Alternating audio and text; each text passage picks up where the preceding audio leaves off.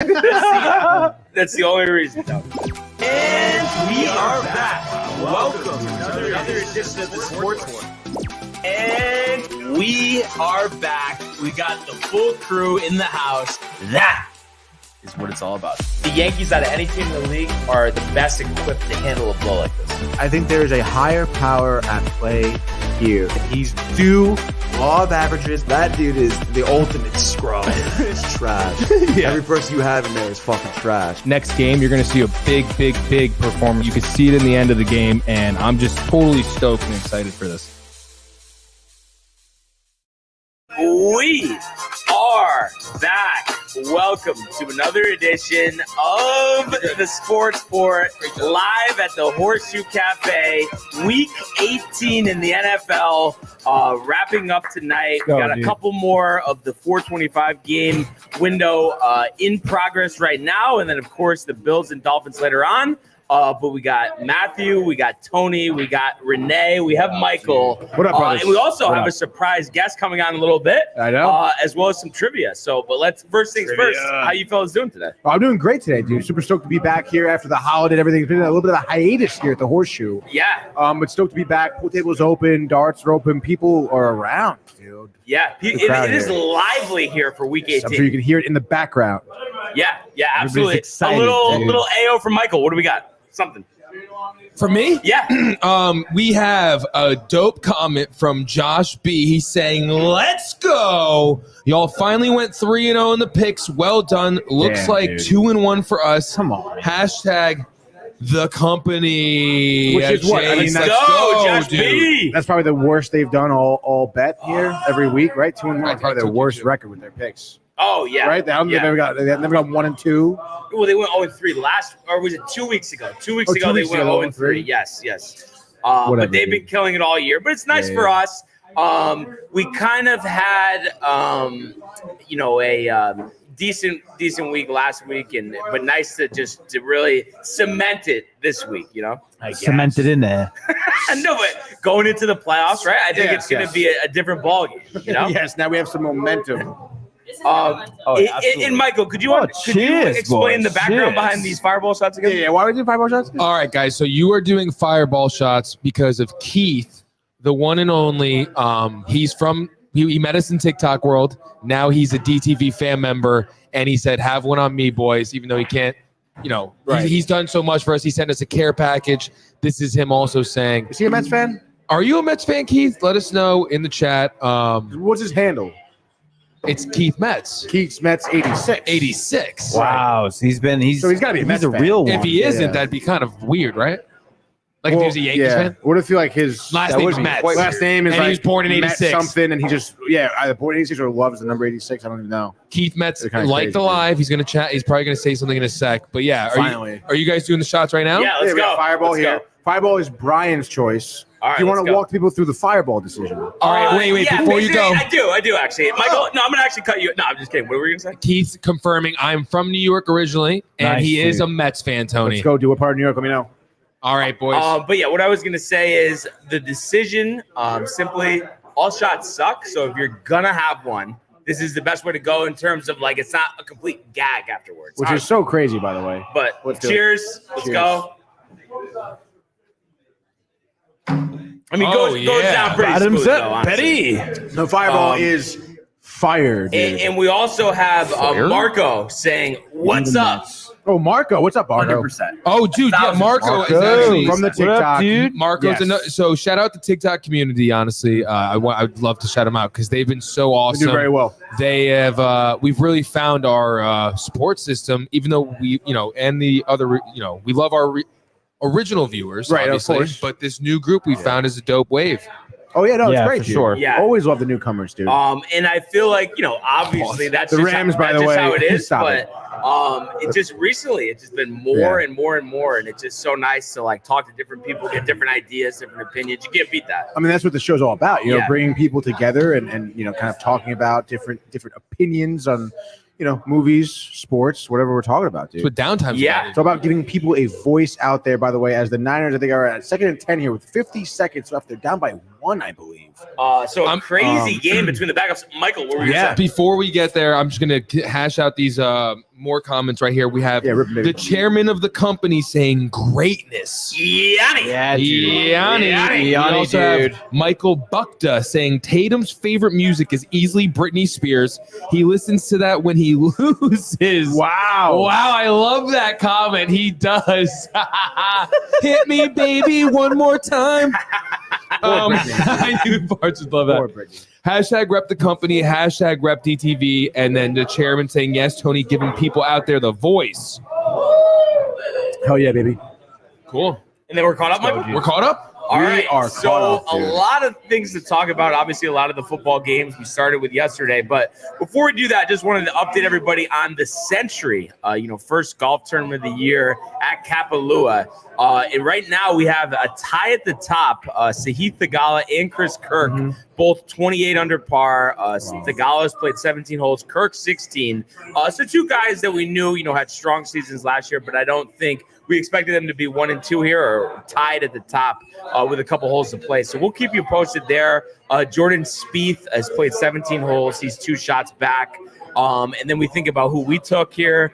Colin Morikawa finished tied 4th for now, 25 under, went 65, 67, 70, 65. So a strong performance. This is just a tournament we're talking about. Dang. The guys just tear it up on this course. Scotty Scheffler right now, 24 under, playing the 18th hole. So he's 6 under on his round, tied for 9th right now. All week he's played well, 66, 64, a little weak with a 71 yesterday, but rebounding up to this point. Jason Day, a lot made about his new sponsorship deal. He's 24 under par as well. And he's 600 on his round through 17. So a lot of quality golfers at the top. And looking forward to see if Sahith Thagala can get his first win of his career. Do you think he will? You think Chris Kirk will? Chris Kirk, the momentum from last year, the Honda Classic. Did you take him for that Honda Classic? I think so. I think you did, dude. Yeah. So that was always a great time. But really, I watched, a ton of coverage of this, all the coverage really on Thursday, couple hours on Friday. Yesterday, I was tuned in all day. It was great to see these guys out there. And then, when they do the flyover, you see all the holes and then the full Pacific Ocean in the background. Dude, you can't beat that. I think probably from last night, too, because we were watching that. Oh, right. This morning when I left, I told Barnes to just being, around his, apartment. I was like, all of a sudden, a wave, dude, of, just imagining golf in summer and us there. Bro, I told Tony I'm in this year. I'm going to Facebook market it. Facebook marketing. You know what? It gave me, dude. Today I'm making an announcement too. It got me so hyped, dude. I'll do it later. It's going to be later when Renee's camera able to cut to me. I'm so riled for the golf, dude. Yeah, I really am, bro. Let's buckle down, dude. The 4 of us can make tour easily. Oh, yeah. Tomorrow. So you and Brian did a little sleepover last night? Yes, dude. I stayed over Brian's humble abode, dude. That's awesome. Well, it just I'm made jealous. sense. We were up late night, gaming, watching the games, and then watching The Sopranos. The Almost got through 4 episodes. Snow, dude. And then it was just what's the point of him? There's plenty of room in the basement for him to crash. So it made sense. Dude, had a stuff great like time. a baby, dude. Remo's delivery. Oh, the baby. Remos, Yeah. dude. Remo. In a snowstorm, under an hour for delivery. You gotta get the pasta, the pizza, the whole. Pretty Dude, so much. I switched You it went up. bolognese. I went bolognese. Okay. I never do that. It was good from Remos? It's pretty good. It's pretty good. And then I got the seafood pasta, which was just ridiculous. there we The go. white sauce. Clams, And then we split an shrimp. onion and pepper pizza. Oh, Yeah, Which was dude. really good. When you The guys were having Colony, 21-20 over the Ramos. Niners, by the way. So Carson Wentz picking up the win. And the Rams, have that second they're wild in. card in the NFC. There it is, They're going to dude. play Good for them, dude. the Lions in the first round, and then we'll have Bucks and the Eagles, which should be a good one. crazy. And Packers Cowboys. So really some good matchups in the NFC. That's exactly what we talked about too. The Packers upset the Rams Cowboys. playing the Lions. It should be very interesting. Yeah, Yes. I agree with Stafford that. Yeah. story is unbelievable. Unbelievable, dude.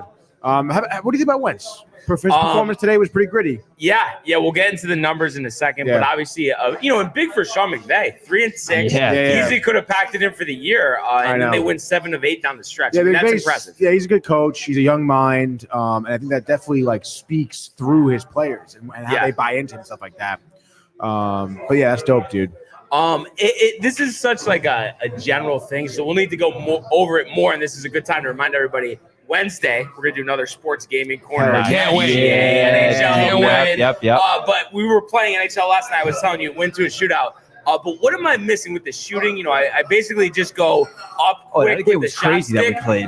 What else? How else can you shoot? Because I know that's why I'm not scoring more. I'm Right. just doing the basic shot. Like, So, what's I mean, the best shot? trick- yeah, to I mean, do? again, that wrister is great, but it's more about how you set it up. You know, if you're talking during 5-on-5, like you really want to move the puck quick enough to find the open man. Really, shootout is a little different. I think there is a little bit of a formula in NHL to win a shootout. Again, like just like in Madden, how like it's getting harder to kind of like throw the ball. Right. In NHL, they've made it a little harder to like get past a goaltender when it's on a breakaway or a shot, stuff like that. But for me, the best formula for me that I've seen in NHL is to do like you got to use your D, use your joystick to go left and right. All right, Left, right, Yeah. but then you're shooting with the right. with a flick up, yeah, But little just a wrister, flick dude. up. Yeah, there's a flick Okay. up. Yeah, you can do the slap shot. You get the little wind up back and forward. That's great too. I'll teach you when we play. But again, like during a shootout, you want to like kind of come in. I always go wide right. You start Okay. going wide right and you drift in towards the left, and that's when you deke. You go left hand, you go backhand, forehand, back to backhand, shoot it, and that normally gets it in there. I think I'm gonna try the stick next time. I was yeah, doing he was doing basic the controls. classic Oh, controls. you're doing just the X to shoot? Yeah, you gotta use Yeah. the stick. Yeah, you got to get the 'Cause stick then, like, action. Yes. Dude, if you use a stick, you can go left and then you like loop All it right. around. Yeah, you go yeah, back yeah. around. Yeah. And toe drags. You It's do tough. toe drag. That's your toe drag move. And it's sick, dude. Yeah, that is dope. But yeah. I mean, I was just pumped that I scored 2 goals, and really, I know, You, dude, you scored with 22 seconds left. Dude, in regulation. I was That's down overtime. 2-1, scored with like 20 seconds left. Yeah. Yeah.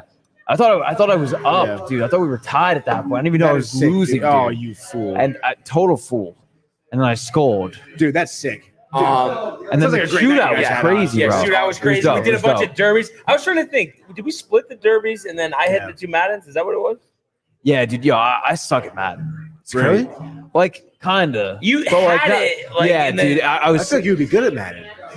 like, you had it. You just like at the- sometimes it's like sometimes I am, sometimes I'm not. it's kind of like me Uh, blowing it late, the interception, like that type of stuff. Like, Yeah, it was just, like, tight the whole stupid, way. like- yeah. I've adapted the Brian Barnaby like strategy. philosophy. Just run the fucking ball. Yeah, dude. That's it. Yeah, And that's then basically it. and dude. hum Don't it. leave it hanging in the Every air. so often, you mix it like Just hum one, dude. Yeah. exactly. You know, Dude, I can't.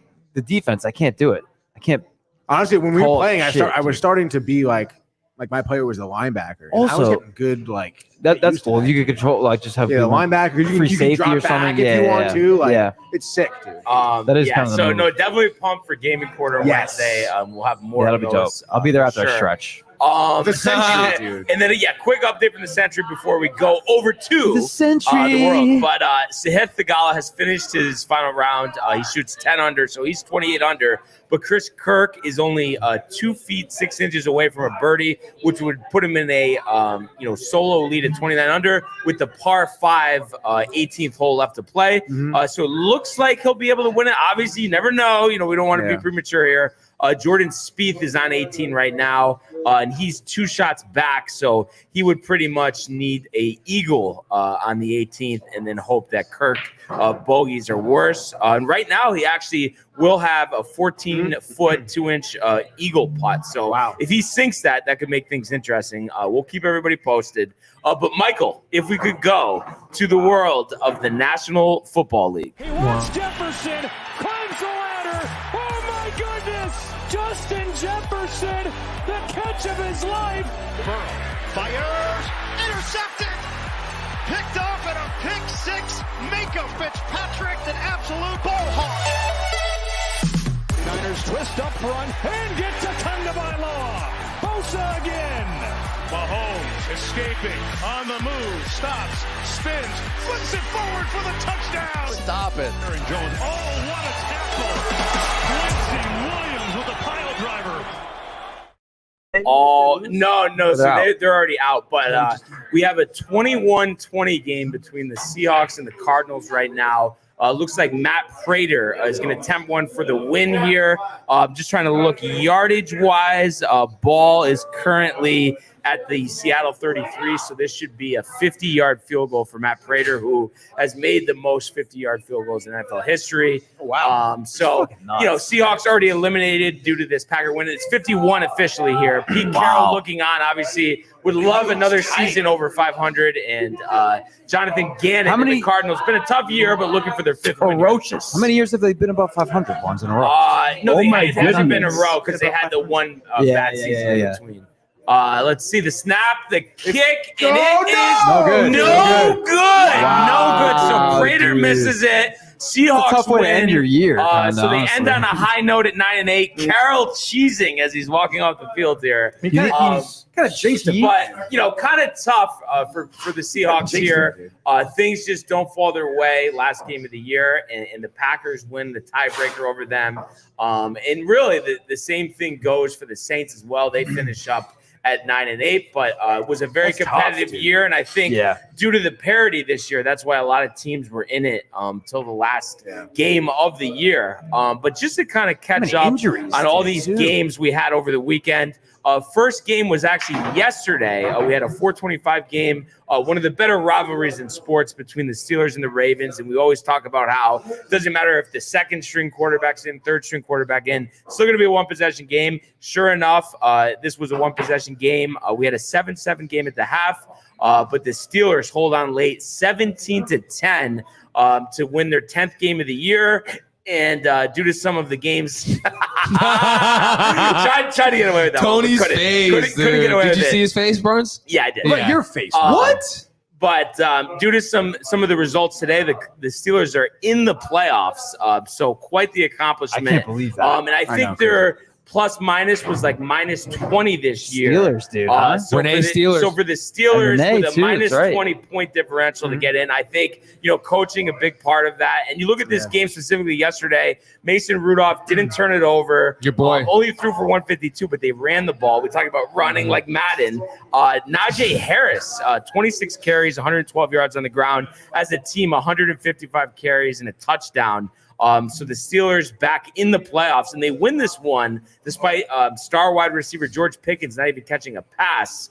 And obviously, this game has a little bit of an asterisk just because the fact that Lamar Jackson wasn't playing as well as some Ravens starters. But I think it is something that needs to be said here about the coaching job with Tomlin, all the quarterbacks that they went through this year, all the injuries. We'll see if TJ Watt can make it back for the wild card a week. He has a high ankle sprain. But I mean, pretty good job by Mike Tomlin here. Yeah, no, we talk about Tomlin, and I know you were maybe giving him some slack, I should say, about not really having too many Super Bowls, but always having that over 500 season. But at the end of the day, this last 3 games, they won 3 in a row, right? The last 3 games, they were 7-7.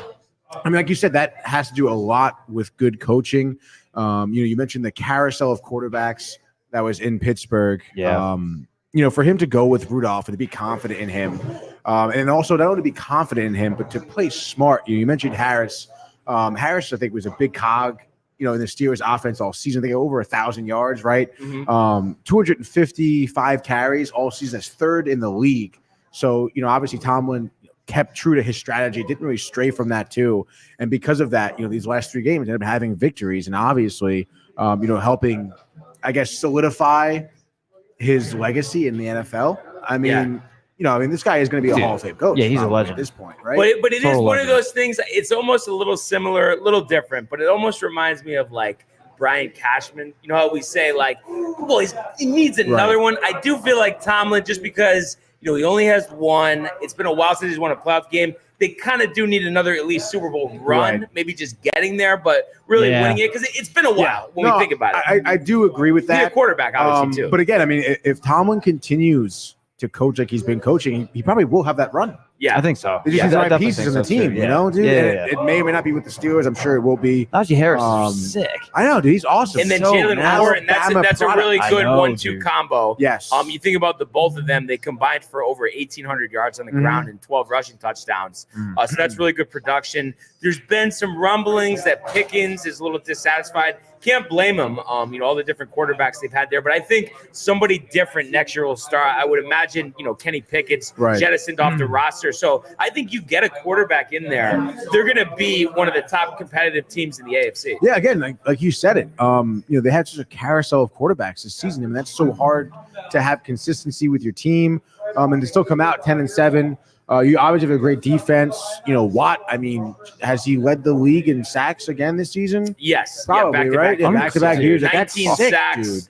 Obviously, they'll really need him for wild card week. And we'll go over all the matchups in a little bit, but they're going to play the winner, since they're the 7th seed, the winner of the AFC East, which will obviously be either the Bills or the Dolphins. So not an easy task, but obviously they're happy to be into the playoffs. Who else is in the playoffs and is actually a surprise division winner? The Houston Texans. You go back to a year ago, they were fighting for the number 1 pick.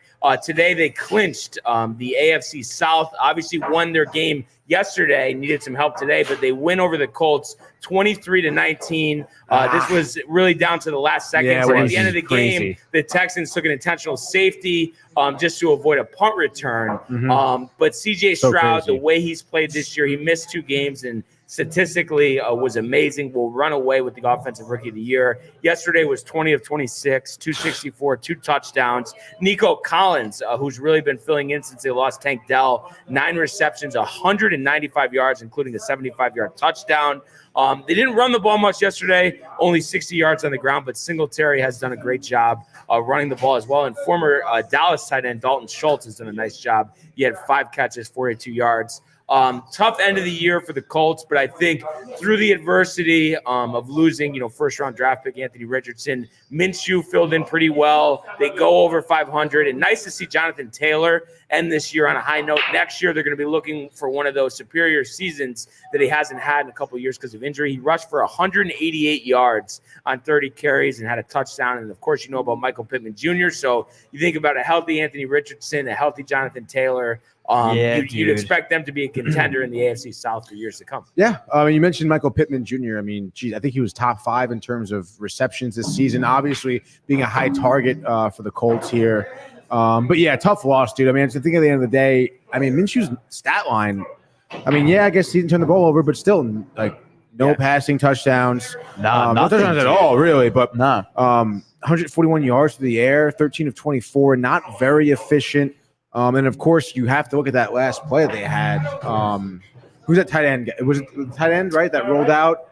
No. Wasn't it a running back? Or was it a running back? Was it Zach Goodson? Moss? Or was it Zach Moss? Or was it Granson? Maybe, I don't know. I think it might have been Granson. I think he's a wide receiver potentially.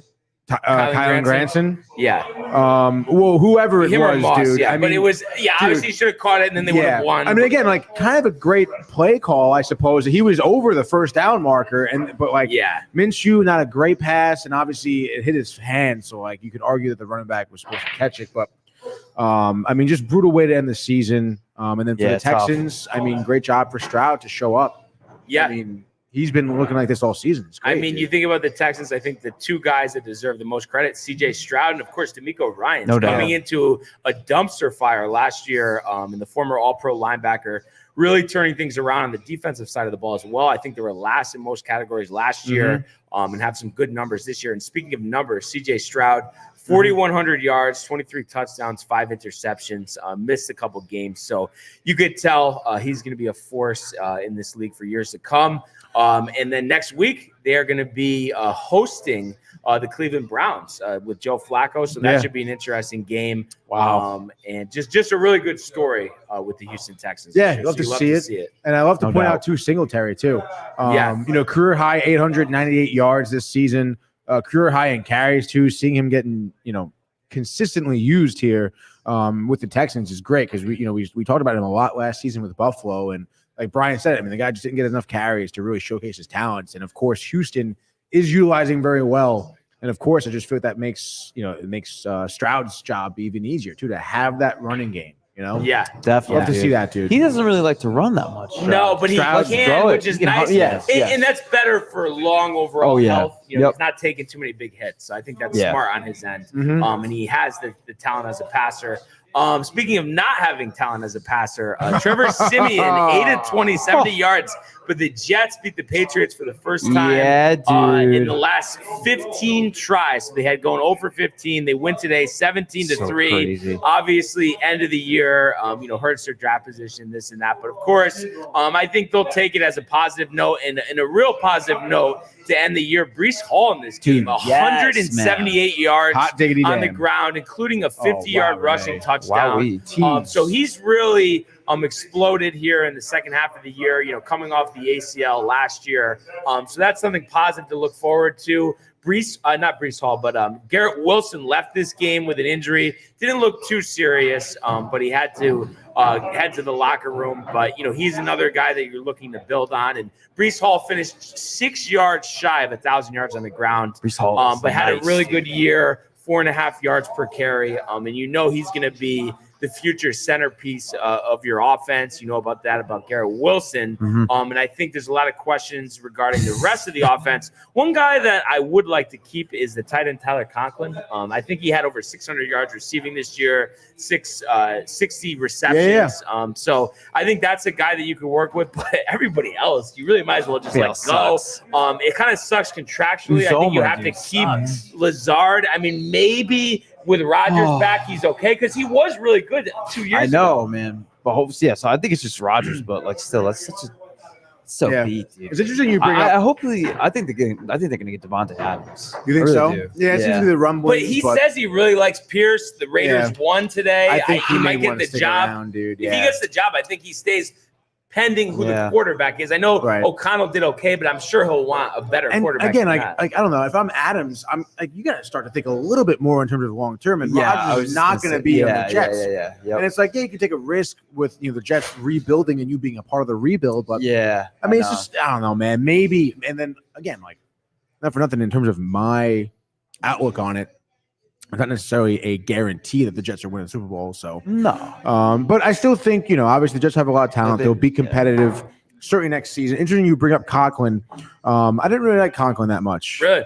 I don't know. I mean, I thought it was nice when they targeted him. I feel the Jets didn't target him a ton. So that's his fault. We talked about no.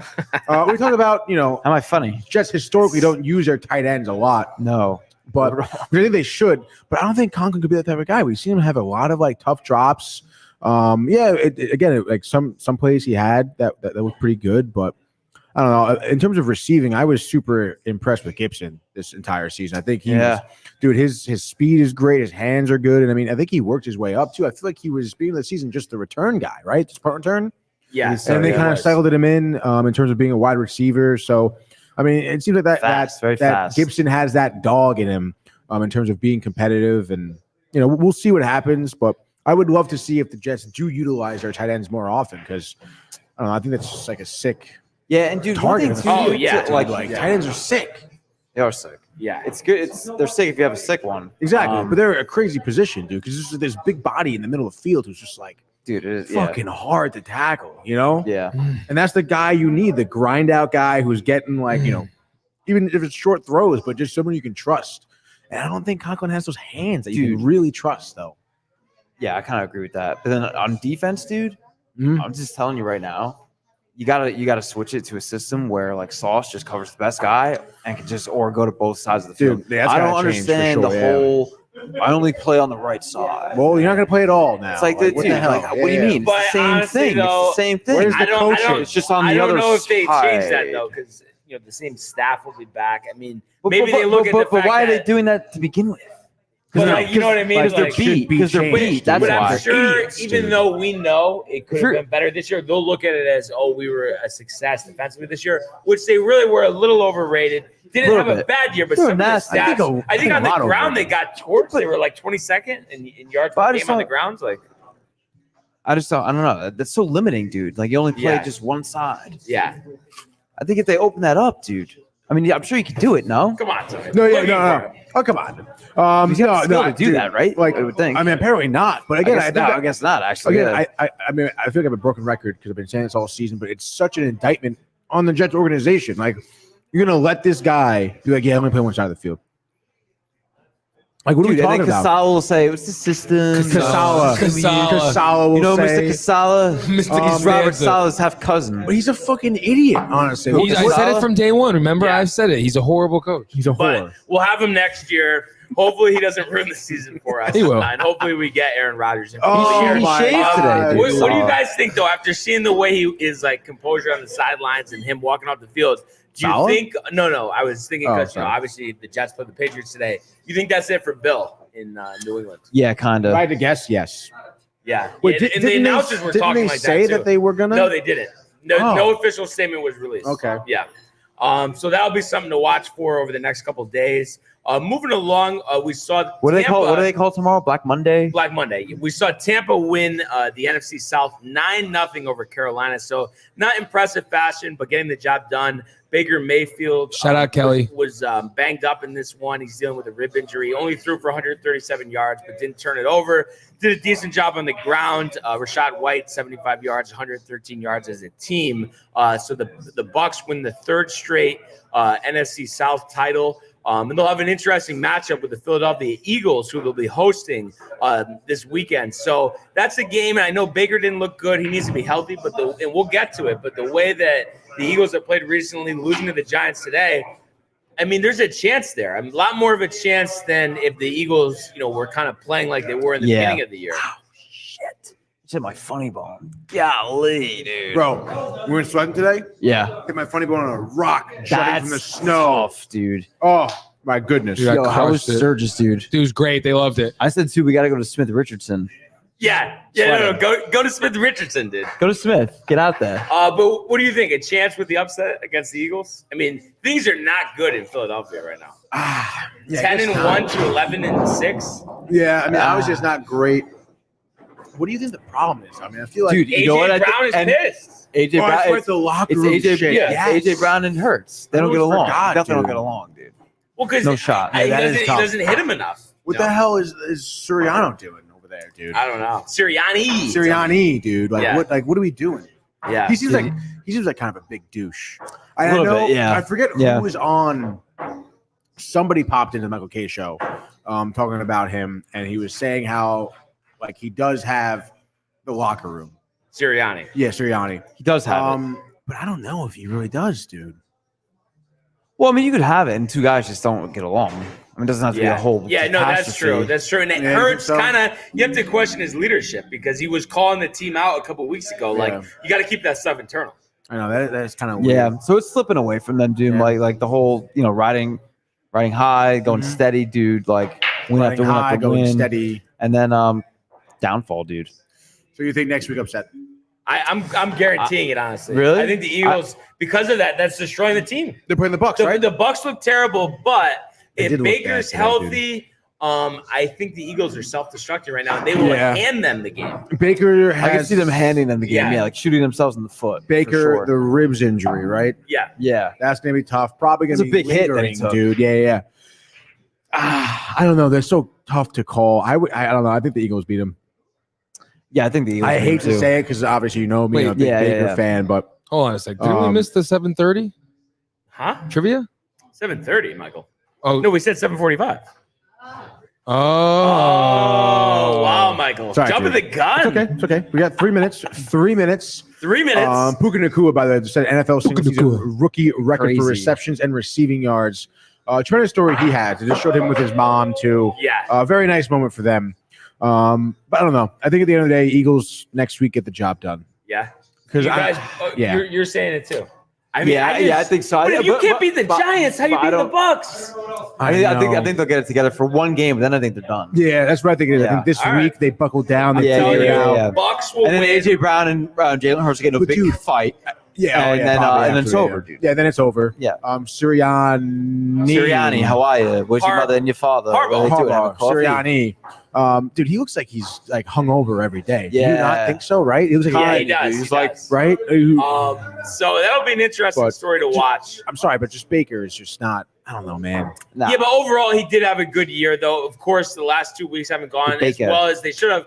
But if he's injured, I mean, it makes sense. Yeah. And for their sake, they just hope that he heals before they have their wild card game next weekend. I mean, he's gonna have that injury. So we'll see what happens. But the Eagles did not play well. We'll get to that. But before we get to trivia, let's talk go to the about, comments. We'll do that after, Michael. We don't have time for comments right now. Oh, wow! No, I was just gonna say before we do that, everybody jumping the gun over here.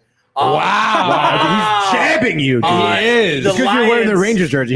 He did miss that. We were supposed to come in after he did the call with the field goal for chat. Lions 30-20 over the Vikings today. So finishing the year 12-5. And if you look at this game, Jared Goff, another solid performance. 320, 2 touchdowns. Amon-Ra St. Brown, 7 for 144 and a score. I haven't seen the update yet, but Sam Laporta had to leave this game. Some people thought ACL. Dan Campbell was saying it wasn't as serious as it looked, but it's not good. So I would think that would put him out for next weekend. But obviously that's a huge loss for Detroit if that's the case.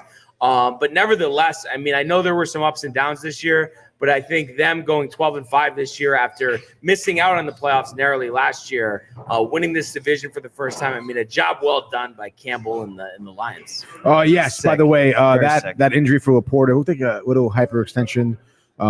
They said they'll know more tomorrow. So okay. I guess we'll find out more tomorrow, but I feel like that they can't really afford him to miss some time in the playoffs.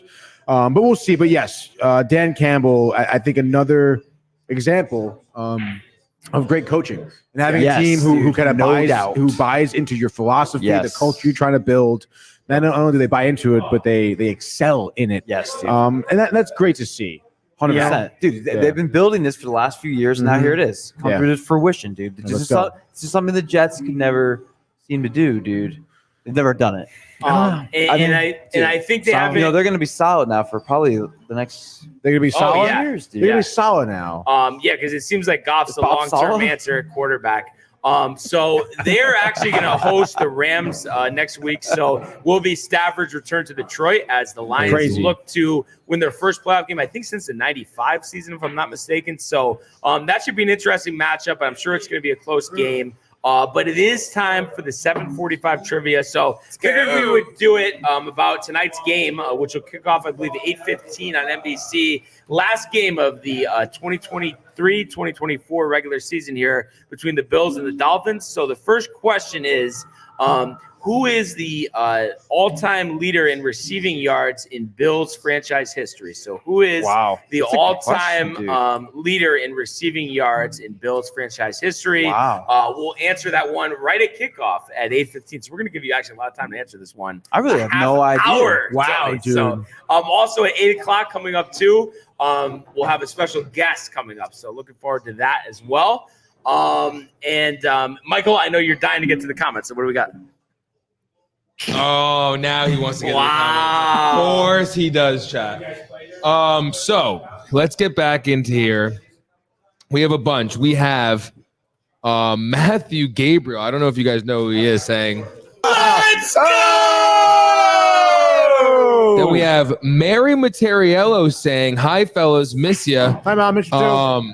We also have Matthew saying, hi, Mary, back. Michael is saying, I'm going to take you all to the beaches in Southern California, and we're going to have beers and absolutely tease and make fun of Tatum. Wow, dude. Why does right now? I wonder what his beef is with Tatum. Well, I mean, Lakers fan, obviously you're not going to like Boston. I see. Big Lakers guy. Chairman coming. Did Matt sleep in one of those dresser drawers?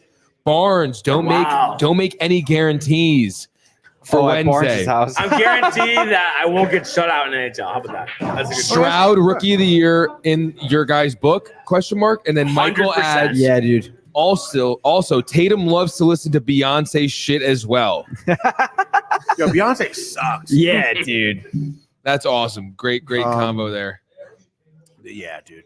That's great. So that's some great comments there. Like I said, we'll give everybody the answer to the trivia. Do you have any idea? At 8:15. I have no idea. Well, yeah, I came up with right. But did you like before? No, I guess technically, but hearing it makes sense. That's all I'll say. Single season. Hearing it makes sense. No, not single season. All time. All time. So we'll get to that 8:15. But let's continue on with some of the results here from today. So looking at the 1 o'clock window, kind of a surprise. I think all of us were on the same page here with the Saints and Derek Carr. We weren't expecting them to win a game that they needed to get into the playoffs, but they blow out the Falcons 48-17.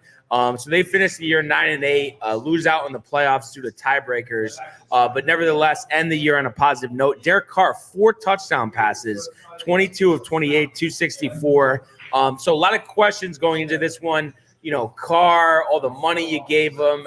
Do you really have a future with Derek Carr? I think after a performance like this, though, he's going to be the starter next year. Yeah. But obviously they'll need better results than 9-8 and missing out on the playoffs. And there is talent on this team. I think the whole thing is Alvin Kamara missed this one. He's getting older. He has a high salary. You keep him around. Chris Olave, I think, will be one of the better receivers in the league next year. Michael Thomas, who's been injured, he's probably done. It's been 4 or 5 years straight of injuries with him. Yeah. Raheed Shaheed looks pretty good as well. And then your defense, you have some playmakers on there as well. So a lot of decisions to be made for the Saints. They end the year on a positive note. As for the Falcons, a lot of questions there. Arthur Smith, we talked about it. It seems like his seat's very warm. 7-10 this year. No playoffs. You'd think they need a new quarterback. I know Ritter played well today, 291, 2 touchdowns and a pick. But I can't see him being the future quarterback. And we talked about this on Friday. I think the building blocks of that organization are Bijan, Drake London, and Kyle Pitts. And just getting a quarterback who could feature them, and most likely a new offensive coach in there to really have a solid overall team. What do you guys think they're going to do there? You think they're going to trade for a quarterback, draft somebody? What type of pick are they going to be getting here? Well, 7-10. You're middle looking of the at road. like 9, 10, 11, somewhere in there. I think the draft order might be up. You think they could maybe trade up? Do they have any pieces? I don't think they have extra picks. One idea And they're probably not going to want to trade.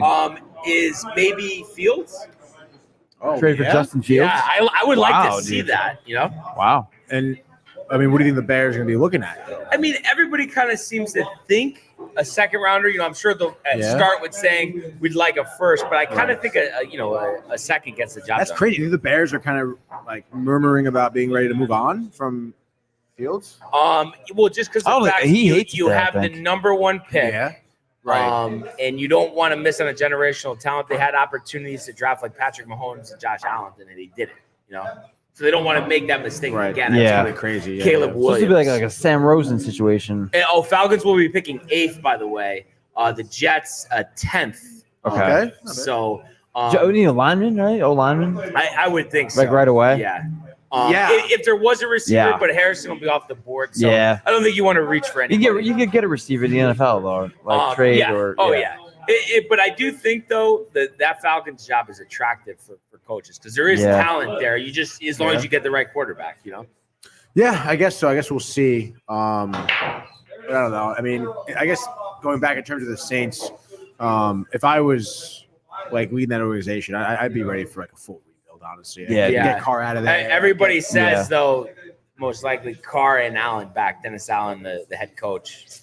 I think it's a big mistake. Yeah. But I think the big thing is, too, they don't want to take it on the chin with the dead money with Carr. So he's definitely going to get another year. I don't think it would be a terrible idea at all to draft somebody at least 2nd round to 4th round at quarterback, maybe first if it makes sense. yeah. I don't think they're going to draft somebody, but I think they will give Carr, another year. And I think so, too. And Dennis Allen, even though I would get rid of Dennis Allen, but I don't think they're going to do it. They should also definitely draft a quarterback. Yeah. And then that's going to be your next move. When Carr goes. And sooner than later. Moving along here, a team that we would have loved to see in the playoffs with Joe Burrow, but obviously he's out for the year. So the Bengals missed the playoffs, but end this season on a high note, winning 31-14 over the Browns, who started Jeff Driscoll at quarterback, resting everybody for their wild card game next week against Houston. But I think ending the year on a positive note for Cincinnati. And really, I think they've found if he stays, I don't know if he'll get a richer free agent deal somewhere elsewhere, but it seems like they have a long-term backup of Jake Browning. He did a really good job filling in. This thing could have easily crumbled but everybody played hard. And you look at this game specifically, Joe Mixon did a good job on the ground, 183 yards as a team. He ran for 111 yards in a score. And Jamar Chase was shut down in this one, but we know he's your building block moving forward. He only had 4 catches for 19 yards. Bunch of receivers that you never heard of, Charlie Jones, Evosius, and Irwin catching passes in this one. But nevertheless, a big win, get over 500, and I think you try to take that with some momentum going into next year. A big thing coming up, T. Higgins, can they keep him? We'll know he'll want a big contract. Oh, yeah. What do you guys think about this Browns-Texans matchup we're going to see in Houston next weekend? I mean, do you think that's going to be a close game? I don't even know how to cap it, because you think about the Browns' great defense, but then you know Houston has the advantage being at home and then having the better quarterback, Stroud over Flacco. I know, dude, it's tough. I think it's going to come down to an experience thing. And obviously, Stroud, being the rookie that he is, doesn't have any playoff experience. And we know, Flacco, where Joe's been. Okay, yes, so at The Eastern. Super Bowl. dude, I mean, you gotta kind of have to lean in terms of that experience. So, Yeah. the Browns not only being a very good team, but having a veteran leader. I mean, I think that kind of pushes them over the edge in terms of getting a victory here against the Texans. So, Yeah, I kind of think that, but then again, the way Stroud's played this year, hard I know to go it's against just him. been like consistently like 250. Like, Yeah. I think the biggest thing is going to be the Brown. If the Browns defense plays like out of control, then Yeah. Also, the Browns like, will win, like, dude. Flacco has to play well too. Like we Yeah, could see yeah, a clunker from him. You never know. Mhm. He's not untouchable. You No, know. for sure. So, Yeah. but again, I I'm going to do- lean towards the experience. Yeah, same. We're gonna By the Cleveland. way, Chris Kirk has won the Sentry. Wow. So 29 under Nice, par. dude. All right. One shot over Thigala. Once again, That's right tough for there. Sahith, Misses out. But what a story, Chris Kirk. Had all the personal problems a few years ago. Was one of the top golfers. Finally gets that win last year. And looks like he's setting up for another strong season in 2024. I mean, again, he certainly started the season off right. Tough for Sahith. Is this like one of the only like par 73 courses? Yeah, on I've the never tour? seen one ever. Right? I'm sure Like- there has been, but I've never seen I'm one. trying to think through last year. Like, there's like none. Renee, you're Crazy. thinking maybe refill on the Guinnesses? Appreciate you. Oh, thanks, Renee. Yeah, that'd be great. But yeah, I've never seen that before. That's crazy. 'Cause, Um, dude, the scores were minus 28. Yeah, no, the best part, 29 is not even the record. Cam Smith, 34, minus 34 a couple That's years crazy, ago. dude. Yeah. Like, I'd have to sell my soul to get that, dude. That's So ridiculous. I really enjoyed watching the tournament this weekend. We'll get the Sony Open in Honolulu Nice. starting on Thursday, so looking forward to watching that as Hawaii. well. And it's just the Hawaii West Coast is back-to-back. nice because you get the primetime coverage, of course. Hawaii, dude. So moving along here, though, another game that was really, exciting down to the wire here. But the Jags coming up short, losing to the Titans at Tony's favorite stadium in Tennessee there, 28-20. So going into this, we talked about all the questions with Mike Vrabel and the Titans organization. But they end the season on a high note here. Derrick Henry, who got on the mic after the game, thanking the fans. So kind of seems like he's out the door. They could still re-sign him, but he goes off with a bang, 153 yards and a touchdown. DeAndre Hopkins was the leading receiver, 7 for 46. Tannehill at quarterback, 2 touchdowns, a pick, 168. Lawrence, we knew wasn't healthy going into this one. But you think about Jacksonville, started out 8-3, and then to finish the year 1-5, very disappointing end to their year. Yeah, to say No the very playoffs. least. Can't believe it. I mean, yeah, dude. They were touted as one of the teams to be pushing for the Super Bowl. And to see them come up short this big, not even making the playoffs. I don't know, man. I mean, that's 29 to 43. I mean, it's not very crazy. efficient at all. No. It's not great. It's not what you want. No, dude, and to be beat by Ryan Tannehill, Yeah. and the Tennessee Titans. I mean, we talked about the Titans in the past few weeks. They suck, dude. Like, Yeah. Oh yeah. oh, dude. So I think Jags have to kind of, do a little reflection. Soul-searching, dude. I think, a little bit of reflection on this season, Mm. and kind of what went wrong. I also would be interested to see, is Trevor Lawrence 100%? I don't know. Right. I mean, the past few weeks leading up to this week, he's getting so banged up. Right. Whether it was looking like he had a concussion, looking like he tore his knee apart or his ankle, I don't think he's totally healthy. That I'm sure it takes a role. But I mean, I don't know. Their defense to let Henry run all over them too. That, like, Right. I was come going on, to say, figure it out. I think you invest in the offensive line and Yeah. the defense this offseason. I like their skill position players. Yeah. Hope he's healthy. I think you have a good coach, Doug Peterson, who's won a Super Bowl before. I think they'll be just fine, but definitely disappointing for sure, to say the least. So we are about to have our guest, but before we do that, because the game will probably start before we get you back on, Matt, what is your prediction for the last game of the season here? Bills and Dolphins. The Bills 3-point road favorites in Miami. Obviously, we know they're banged up. Just lost Bradley Chubb for the season last week with that ACL.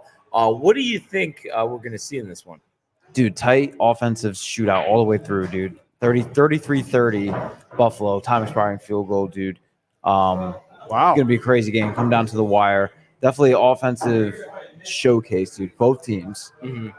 Miami's got, they're so dynamic, fast. Yeah. Obviously, remember in the beginning of the year was the comparisons to the greatest show on turf and all this and that.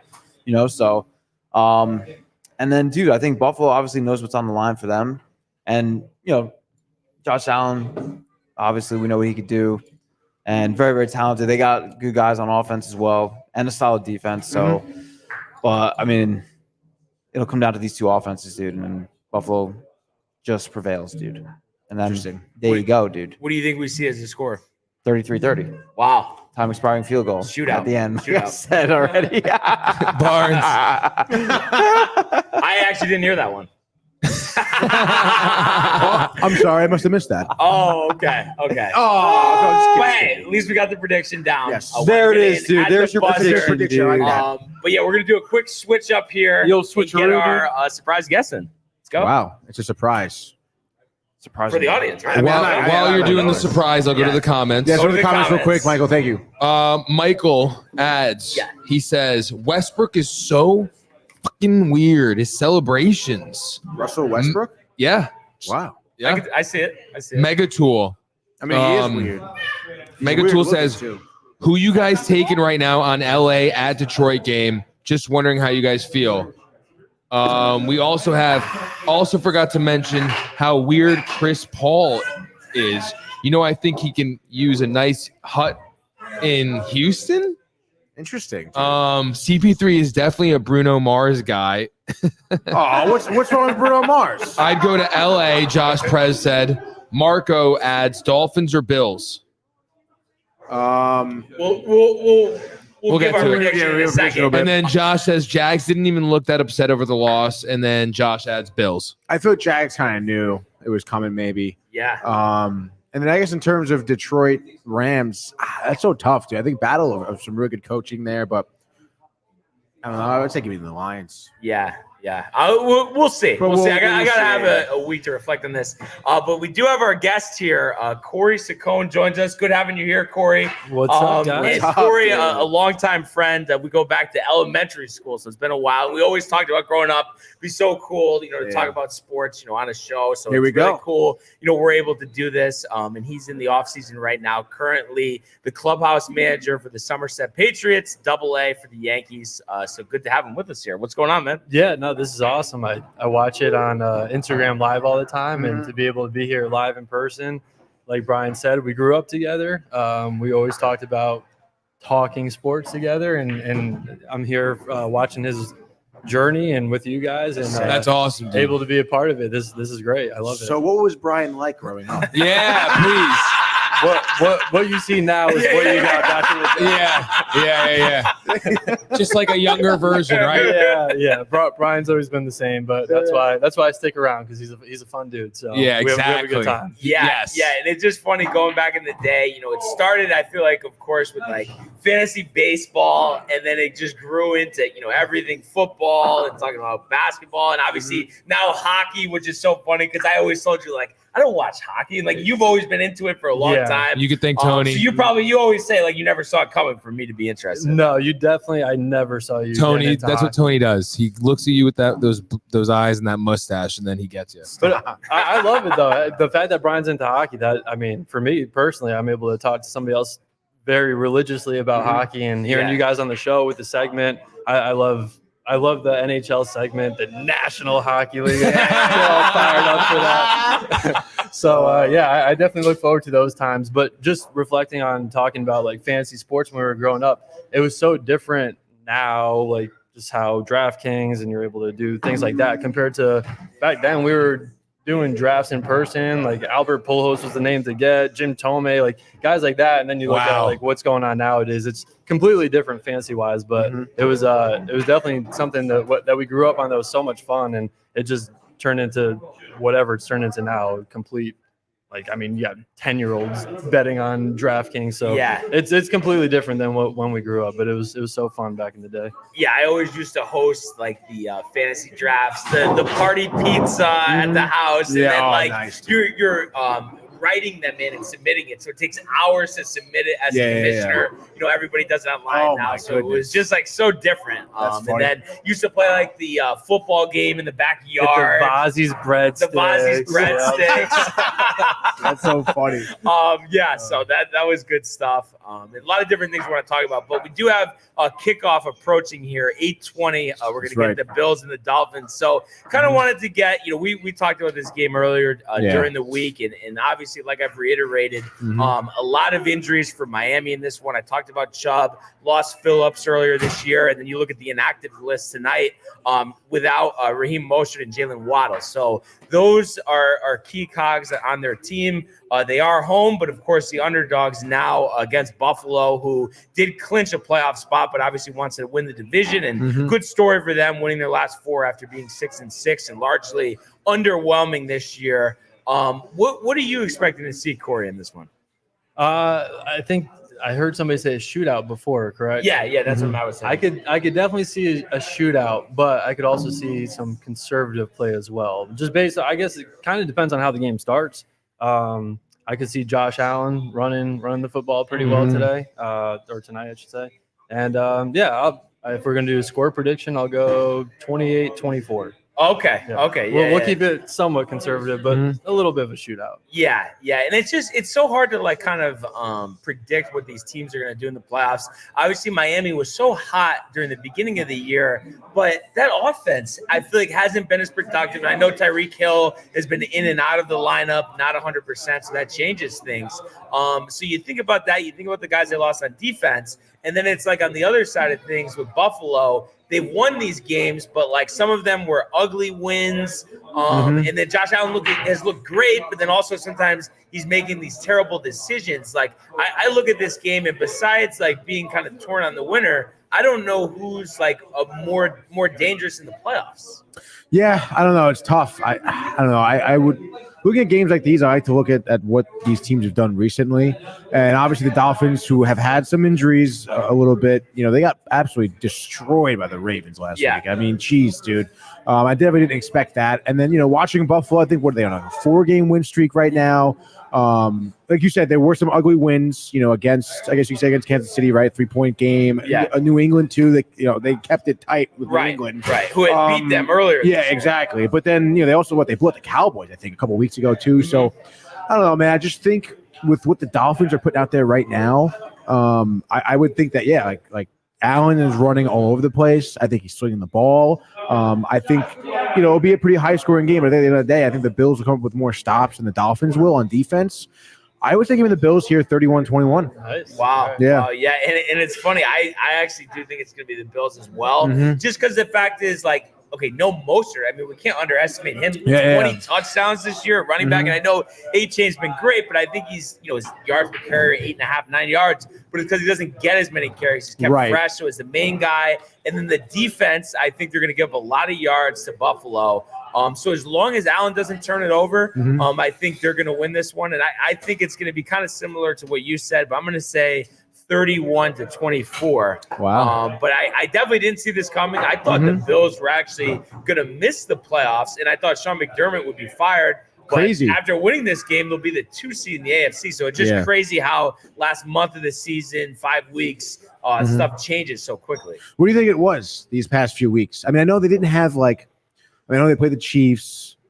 The Cowboys kind of blew it against them, but then even so, the Chargers, the Patriots, it wasn't like they were playing, I guess, the best teams around the league, because even the Chiefs have struggled with scoring this season. So I don't know. What do you think it was these past 5 weeks that kind of would have found I think just overall consistency. I think the games that they lost, Allen's making the critical mistakes. Right. They had trouble scoring, for a while, and I think they've done a better job in that department.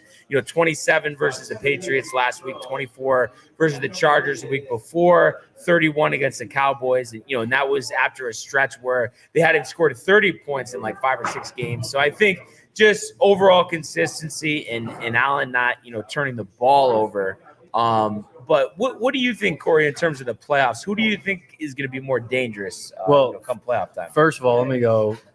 First touchdown score of the game, James Cook. Oh, wow. He's been great, by the way. Let's just throw that Dalvin out Cook's there. brother, throw that out didn't there. get a lot of run last year. This year, he's been unbelievable. Every time he's touched the ball, it seems he's going for 10 yards. Yeah, I mean, just seeing him develop from a rookie to what he is now, he's been he really has been unbelievable, and he's helped Josh Allen out a lot because it takes the pressure off him to have to run every time, throw the ball downfield, and having a good running game outside of Josh Allen really helps the Bills. I think for this playoff run too, because it's funny watching them like during the regular season. The past couple of years, they've been dominant during the regular season, but they haven't really been like that this year. And then they get crunched in the playoffs. It seems like. So I wonder if maybe go playoff time this year, all of a sudden they just come alive now and maybe they go on a little run. Who knows? Yeah, because if you look at it, win or lose, I think they win their playoff game. If they lose, they're at Arrowhead. But the Chiefs, I have no confidence in them. And even though I've always had major confidence in them offensively, I think they're a mess. If they win,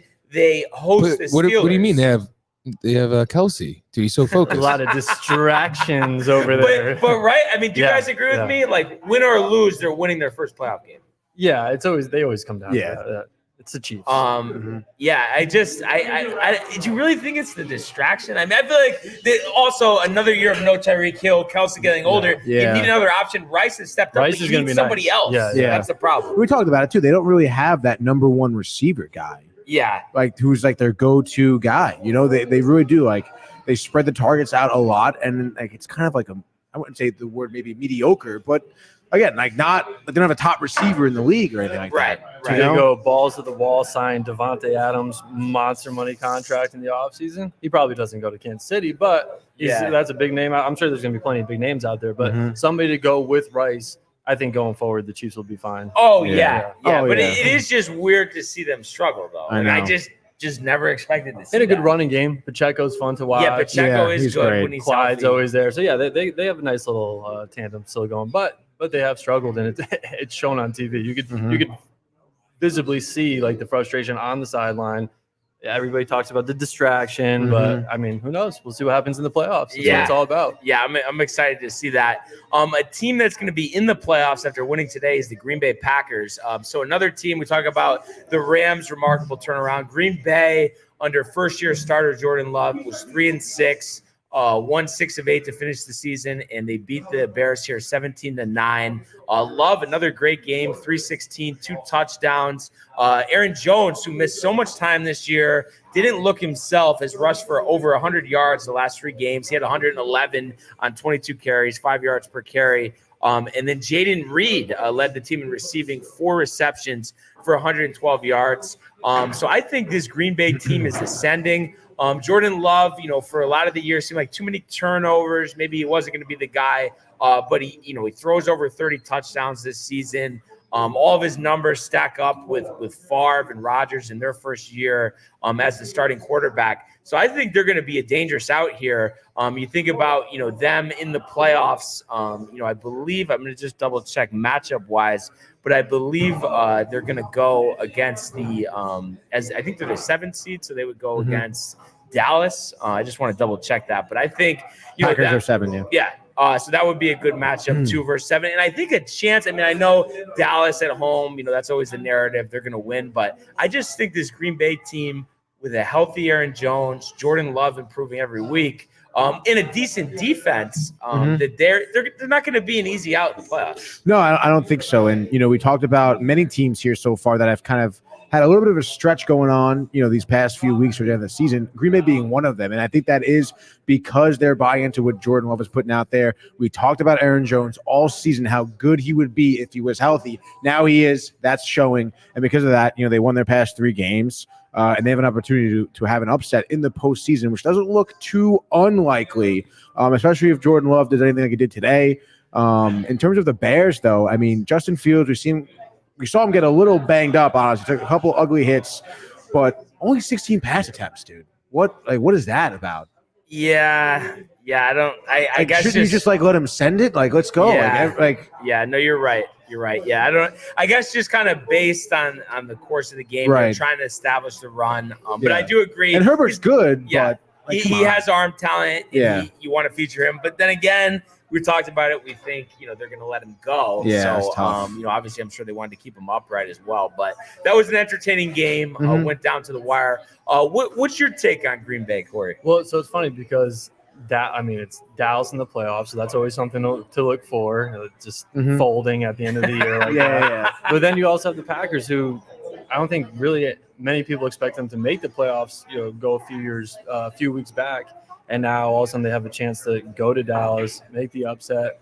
I could see this being like a 3 to 5.5 point spread, for the game, because it could be close after what Green Bay's been doing lately. But Dak also showed he could just toss the ball for 3-4 scores in the air too. Yeah. So I don't know. This one's gonna be a close one. I would like to see Green Bay get the upset, but I think Dallas finally has it in them. Finally wins that round in Dallas, and they're gonna get through. Yeah. But then, hard to say as a Giants fan, but it's realistic. So. But then I think the next week. We'll talk again. Yeah, I'll come back on the show. We'll go over the whatever the second round matchup is.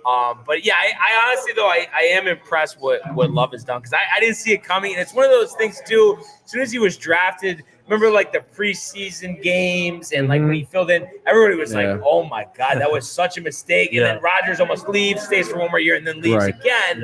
But everybody saw it as a mistake, and I think it's just an example of a good coaching staff and sticking with somebody. But I think they're going to be dangerous for a while. They have a lot of young receivers and players on that defense as well. Yeah, they have a lot of young talent, so I think they'll be fine. They'll be good for a while, but I just think first round Dallas they need it so bad. I can't see them losing that game. So, but we'll see what happens in playoff time. I think Green Bay has the youngest team in the league. Yeah, right? they do. I'm pretty sure they do. I think a couple of weeks ago I saw that. I don't know where I saw it, but I saw that they were the youngest average with player wise which in is the whole sick. National Football League. Yeah, especially because we said middle of the season, we didn't even know if they're going to be in the playoffs or not. So Jordan Love, watch out. Yeah, no, absolutely. So I think though that'll be a fun game next weekend.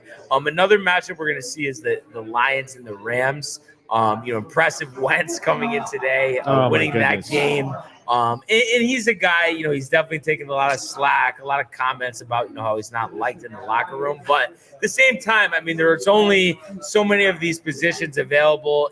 And I said all year, and I don't know what you think on this, Corey, and I'm sure being a Giants fan and just seeing him over the years and his attitude, what he did to the Colts stuff, I'm sure you're not a huge fan of him. But I honestly said, because of the way that the Jets defense played this year, if he was their quarterback after Rodgers went down, they might have been able to make the playoffs. No, I agree. Like you said, as a Giants fan, whatever. But I definitely genuinely think so. But to be honest, it's also so interesting to see the Stafford Goff matchup. Rams lines. Who won the trade? Yeah, who won the trade? Highly anticipated. You have to say the Rams right now because they've won a Super Bowl, but Lions have a chance to win the Super Bowl this year. Rams won the Super Bowl. Now you have the Lions, who have a chance to finally do something in the playoffs. And it's been a long, long time, and this seems like the team that would have a chance to do something. Whether it's win the first round, win 2 rounds, who knows? But they just got to get through one, so we'll see. Yeah,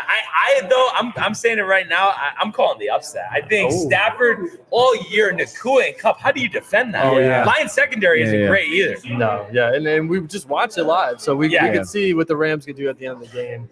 I could see the Rams pulling that one out, but like that. I think the story would be nice. I think Barry Sanders would love to see it too. Bring Detroit some kind of victory. They need it just as a city in general. All the sports are struggling, so it'd be nice to see Detroit win the first round. What do you think? That you're saying Detroit in a close one? That's what it kind of seems like you're saying.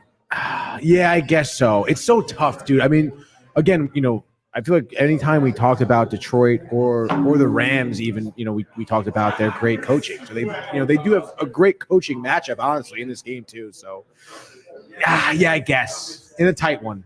Yeah. I don't know. Tough, dude. Sean really McVay, we thought he was going to be gone before the season. It's so crazy. It really is. And if they did win the Rams, they would have a chance to maybe play the Niners in the next round.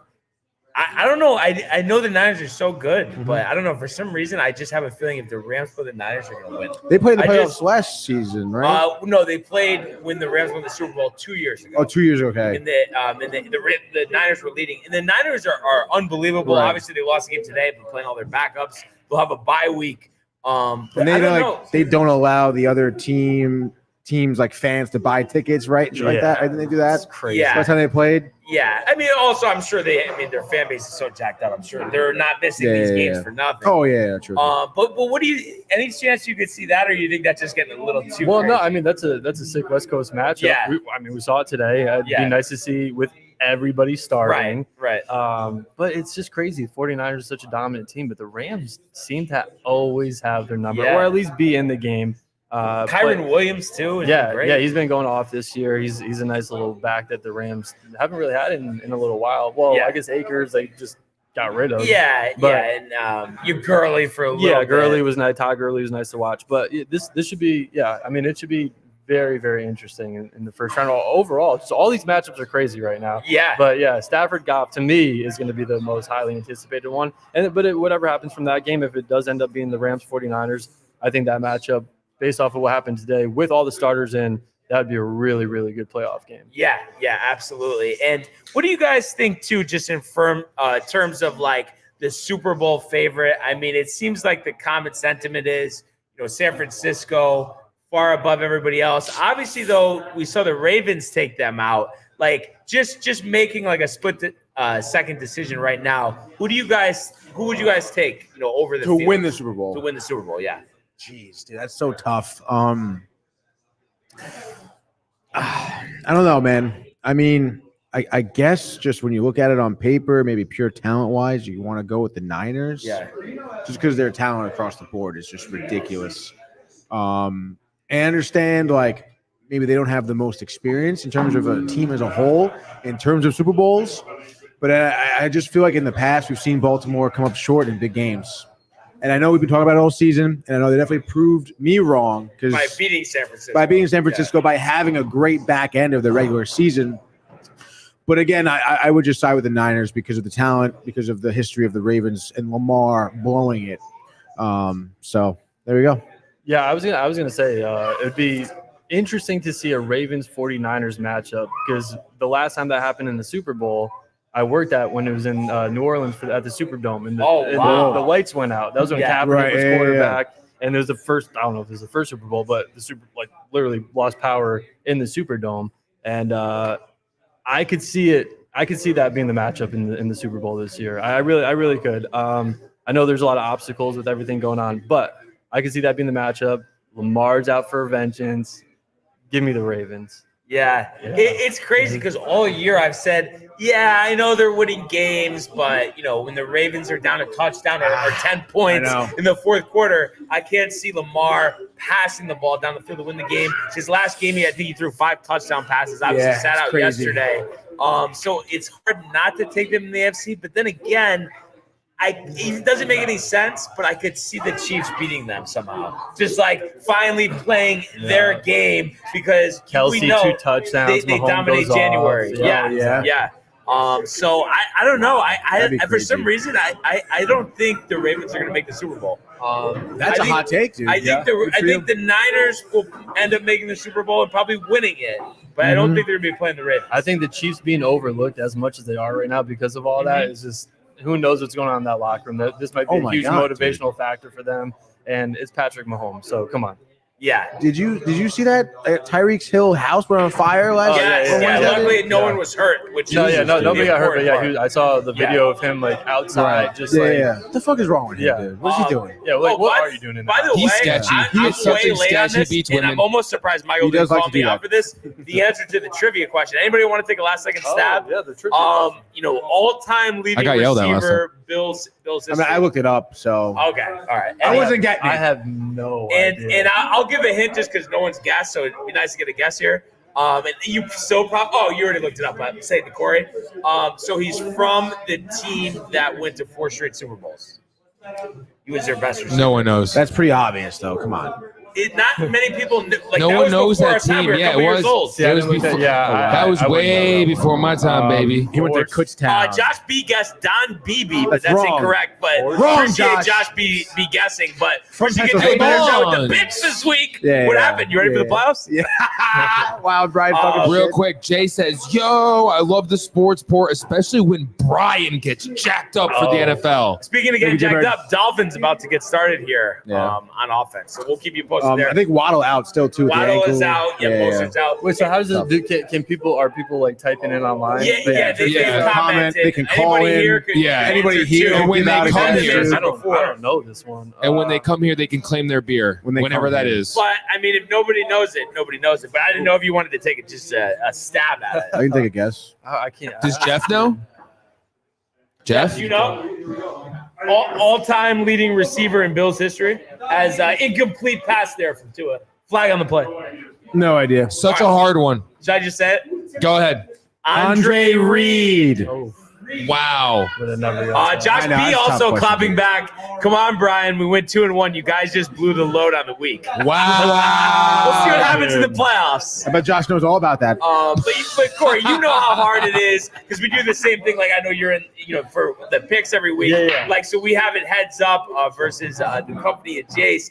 They dominated this this year. Yeah. But 2 weeks ago they go 0-3, and then we go 3-0 this week. So it's nice to win, but I guess End the it on spread a is good so note. tough. Yeah, spread's Yeah. tough, but you have to end it on a good note. You have Yeah. to look at it that way. Yeah, I do the pick 'em every week, just like I've done for Yeah. however many years now, and I didn't win it this year. Last couple of years, I've won at least 2 weeks. Oh, you didn't win 1 week? No, Oh, this were you year, close? this year was horrible. No, the closest I came was like 4th or 5th. 8 Chain running for a first down That there. was a great run there. But yeah, That from was like being in 12, that 15 before, I know how tough it is. Yeah, but I love it though. I love the concept. Everybody puts in $200 at the beginning of the season, and then you do a pick 'em every single week throughout the year, and then whoever wins first place, it's a $900 payout every week. So Yeah. I mean, if you win 1 week, it's a $700 profit, and I haven't won any weeks. So And also too, just because I went a little over, 8:30 we'll do our second trivia question. 5 minutes, people. So quick turnaround there. But yeah, it's so tough every week to predict these games, and I do feel like it gets a little easier with the playoffs, but still, we definitely see our fair share of upsets. But one thing I wanted to mention, you being here, I mentioned how you're a Giants fan. Obviously tough draft position wise, but did you get anything from beating the Eagles today? As bad as it was, 27-10. honestly, like I'm not like super diehard Giants. Like I Yeah. root for the Giants, but I don't get like crazy into Yeah. that. Like the way Not I like look at Mark. it is no, not like our friend Mark, but like the way I look at it is okay. They won the game. They obviously if they lost, it'd be a better draft choice. But right now they just have to draft Draft the right guy. Just draft the right guy. Like I know everybody's talking about the quarterback. You have Daniel Jones locked up for another year. Barkley, is he going to come back? Who knows what they're going to do? Throw the tag on him. So there's a lot of question marks going into the offseason. I'd say focus on the offensive line, focus on the defense, and then everything else will play out that way. That's where it all starts, and then just work around that. But what do you think? Is it like Jones and draft somebody in the first round? Is that the plan? I think I don't know if first, second round, whatever it's going to be. I do think they're going to stick with Jones as a starter going into next year. Draft a rookie, have him play, be under Jones for a year, and then that might be the right development, and then bring him in, kind of just like what Daniel Jones did with Eli. You think they keep DeVito? Yeah, I mean he's not going to go somewhere and start. So I mean, might as well just have him be the backup, like all the Tom Brady comparison. Is that pick? Is it picked? Yes, That was was a clean picked pick off. right there. So the Bills with a turnover secondary. here. Looks Wow. like it was about the 15-yard line to it going deep there. Stupid and intercepted. decision. So something that we usually see Josh Allen doing. Kind of interesting to see it on the other side here. But right in front of Tyreek Hill. So that's a big play for Buffalo. Like I said, James Cook, first touchdown scorer of the game. It's going that way right now. Yeah, you're right. And did you check? Do you know where the Giants are going to be picking? I feel like I just honestly was haven't reading even it before. checked. I know it's going to be top 10. Top 10. I would say yeah. top 6, top 7 maybe. The win today probably screwed things up. But again, I don't think having the third overall I think pick number compared 6 to like the overall is their first one. 7th overall sixth. pick. Like I don't think It it is does 6th? anything different for them because they have to have the same plan going into the draft no matter what. I don't think there's a huge gap between the top 3 quarterbacks like everybody's talking about. So I think it just kind of depends on what their offseason free agency looks like, some trades, who they're going to lose, who they're going to tag, and there's a lot they need to do, but I think they could be pretty solid as long as they have a good offseason. And it's tough though, being at 6. I mean, maybe they could trade up for 1 because maybe Chicago moves down, but I don't know. A lot of people think they're going to take Caleb Williams, but if they take a quarterback, Washington's 2, you'd expect them to take a quarterback, and then New England is 3, so you'd expect them to take a quarterback, and then it's like, do you go into like the Michael Penixes and the Jaden Daniels and stuff? I mean, do you have anybody in mind that you'd like to see them pick? Well, it actually might be smart to wait till the 2nd or 3rd round and get somebody who kind of falls off the board a little bit, who they stop forgetting about. Obviously, he's too small. He was in the Oregon system, so it's different than NFL. But as a Ducks fan, I'm going to go with Bo Nix. Bo Nix, draft the kid, give him his money. Kid went off 5 touchdowns a game. They just get overlooked. Anybody at Oregon, they always get overlooked. But when they get drafted like Mariota, they become a bust. That's why they look at them that way. But no, I don't think Bo Nix is going to come in and do anything crazy. I think if they're going to stick with Daniel Jones and if he does well and they're going to stick with him long term, somebody like Bo Nix and Tommy DeVito, having those 2 as backups it can't do you any harm.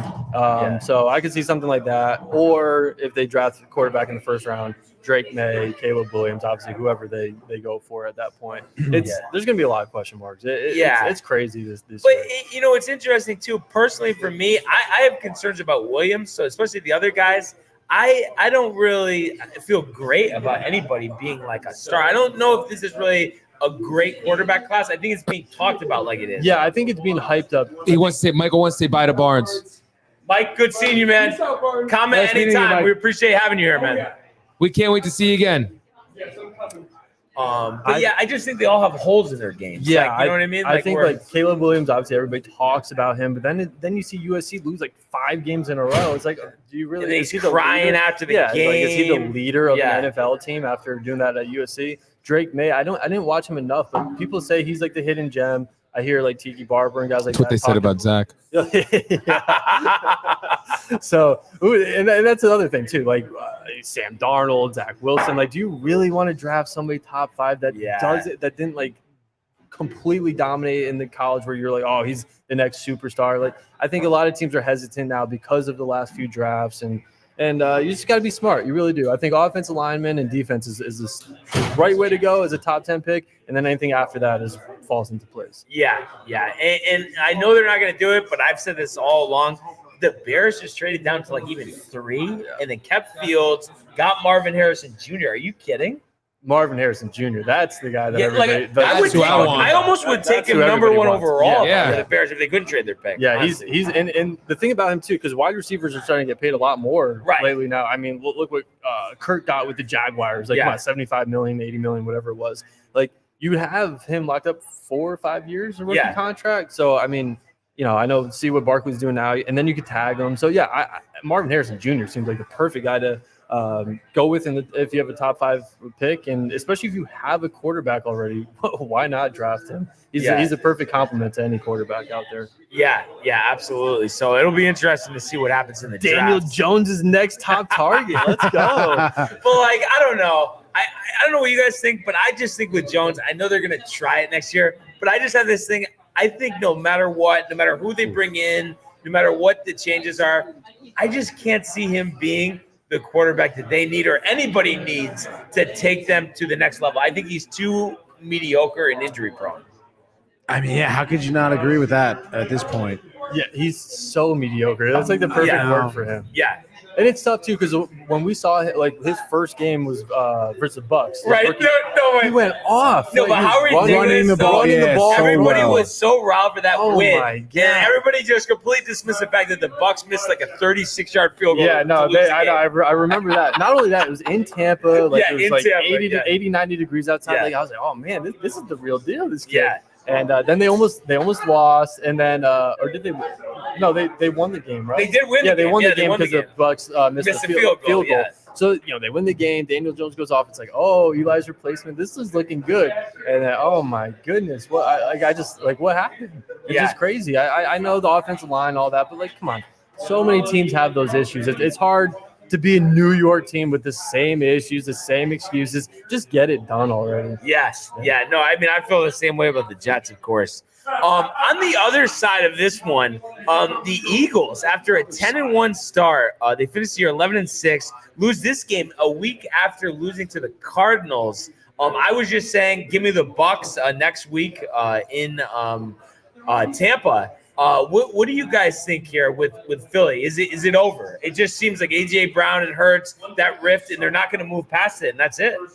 Yeah, who's A.J. Brown's next team? Where's he going? Yeah. Oh, Kansas City Chiefs? Is that where he's going? I mean, that's a match made in heaven. Yeah. Both teams would love that. Well, let's see. Let's see if they lose first. But yeah, there's a lot of animosity between some of the players. It seems like on the sideline too. I know he's shown some frustration, A.J. Brown. So yeah, they've fallen off the wagon here. I know, like we said though, playoffs, anything could happen. So Tony said the Eagles are Fugazi. Yeah. Yeah. And it is, dude, the A.J. Brown thing is crazy with Hurts. Yeah. And if he did go to the Chiefs, it'd be over then. And speaking of they'd be a back. chief, Rodgers needs to stop being a chief, and I think the Jets would be better off getting Brown than Adams. Because Adams is still good, but I like the fact that you can have Brown for 5 years. Yeah, be really Brown's good. younger, Adams, right? I mean, come on. Adams has, 2 really good years left, maybe? Dude, I like I think he's going to that. fade off a little I like bit. the A.J. Brown idea better. Yeah. Give me a younger receiver. Devontae's going to get paid like he has 6 years left. Right, That's for exactly. sure. That's crazy. He's going to get paid really well. But, yeah, A.J. Brown obviously showing some frustration, but I do think the Eagles playoff time, do they come alive? I don't know. Yeah. But Hurts is banged up, so I guess we'll see on the injury front who's out for the Eagles. That could determine everything. Bills are in with 20 yards, by the way. Yeah, is that a first down or is it going to be third and short? It's going to be third and short, dude. Okay, and the ball looks like it's on the 9-yard line. So closing in here on the end zone. First touchdown scorer, James Cook. Yeah, that could be crazy. Honestly, dude. He's had a couple good runs, too, this series. Yeah. They need that first down, otherwise the stupid field goal is going to So, yeah, we'll see what happens here. We'll give you the updates. Looks like Fournette is in the backfield. So, Leonard Fournette, who's been on and off the practice squad in the backfield here. Looks like this is a tush push. He goes left edge. Like that. And gets it. And gets then some. 3-4 yards after. See, now, I don't know. What do you think about Allen consistently doing that? Oh, yeah. I mean, Allen is unbelievable at running the football. No, yeah. Yeah, but you think it's stupid? No. Because it's that's what makes Josh Allen Josh Allen. You're talking about for injury wise? Yeah, if he's not running, he's not that great of a quarterback. He's okay, but you got the first down. There's 3 guys on you. Yeah, he should have gone down. He honestly probably should have gone down. Getting those extra yards it doesn't mean anything. That's a little risky. Yeah, I don't like that. Yeah. Fournette, what's Fournette doing in there? What are we doing here? Yeah, we're cooking this game right now. Also, I feel like they've been playing Latavius Murray all year. I'm surprised Fournette's in. I didn't even know Fournette was there, to be honest. Gets the carry, and let's see. You're talking about Leonard Fournette? Yeah. I didn't know he was still in the league. That's down to the 5-yard line. Super Bowl champ. Yeah, playoff put some respect on that Jaguars player's name. One other game I wanted to mention from today, 4:25 window, we saw the Raiders in their season finale win 27-14 over the Broncos. Aiden O'Connell, 2 touchdown passes, 244. Antonio Pierce, being a former Giant, I'm sure you liked him when he was a player. It seems like he's turned around the culture there. Everybody hated McDaniels. To me, it seems like a no-brainer for them to bring him back, no? Yeah, I mean, there's going to be so many head coaches out there. Allen, incomplete, will get third down. Harbaugh maybe might be interested. What in do that they call it? job. They call it Black Monday, or what Yeah, do they Black call it? Monday, Black yeah. Monday. So I think there's gonna be a ton of head coaches out there, but I think the Raiders are gonna hang on to Pierce. Why not? He's turned around the culture. What was it? His first game as interim, and they played the Giants, and they beat the Giants in a game that, if the Giants had won that game, could have put them in a playoff situation or a playoff talked about. Once the Giants lost that, they fell off the wagon. So I all the credit goes to Pierce. And I could see Antonio staying there for a long time. 4-year deal. Give him a 4-year deal. Yeah. See what happens. Jimmy G. It's tough having like somebody that's getting paid that much as your backup, so it's not on him for that. Oh my Did that hit the ground? I thought It that may hit the have. ground. Obviously, They're in saying it miscommunication. didn't, but It that seems like hit the ground. I think it hit the ground. I don't know if it did. But usually when they're that, So pissed. Eli Apple. I hope they show a replay. Wait, that was Eli Apple? Yeah, that was. That's a did clean hit the interception. ground. Well, Wow. actually, no. After, I don't know. no, Maybe I it think did. that's a pick. Let's see. Dude, Slow-mo. Right here. That might be a pick. That's all arms. Yeah, it I looks think like that's a anyway. pick. But he's down at like the 2-yard line. Tough, dude. Yeah. This is Definitely. gonna be a good look. It's hard to not. I mean, Wait, it's that's exactly what we. His left elbow is blocking to see if the ball touches the ground. That's So exactly what we've talked about with Josh Allen. You can't dude. make that mistake. His Especially first after- turnover in the red zone all Yeah. season, but comes at a terrible time. I know. And after a bad no call, by the way, on Knox, like that should be a PI the play before That's that, second and hilarious. goal. That's tough. That is really tough, dude. But yeah, with the Raiders, I think they should keep Pierce. I think they can get out of the Jimmy G Who the hell was he contract. throwing? So I would expect them to do that. And I think Adams likes Antonio Pierce, so they could keep him. I don't know if they could sign Josh Jacobs. I would re-sign him if they could, but they need a quarterback. That's the whole thing. I think their defense will play better under Pierce next year. Max Crosby's unbelievable. Hey, they could be a team that trades up with one of these top 10 teams that don't need a quarterback. Let's see if maybe the Bears pull off a deal, send Fields their way to Oakland, Right. and then the Bears draft a quarterback, or vice versa. Bears send them their pick and keep Fields. Who knows? Maybe the Raiders are going to go for the top 10 pick and get a quarterback. Or pennies on the dollar, Russell Wilson. Oh my goodness. Jeez, I feel like that guy is going to be talked about all offseason. Where is he going? Is he going to Pittsburgh is an opportunity. Pittsburgh, Washington. Yep. Atlanta. So Atlanta. Who knows what's going to happen there? Russell Wilson being thrown into the fold definitely puts him into play for Oakland at least. Yeah. Or not Oakland, but puts him into play for Las Vegas because.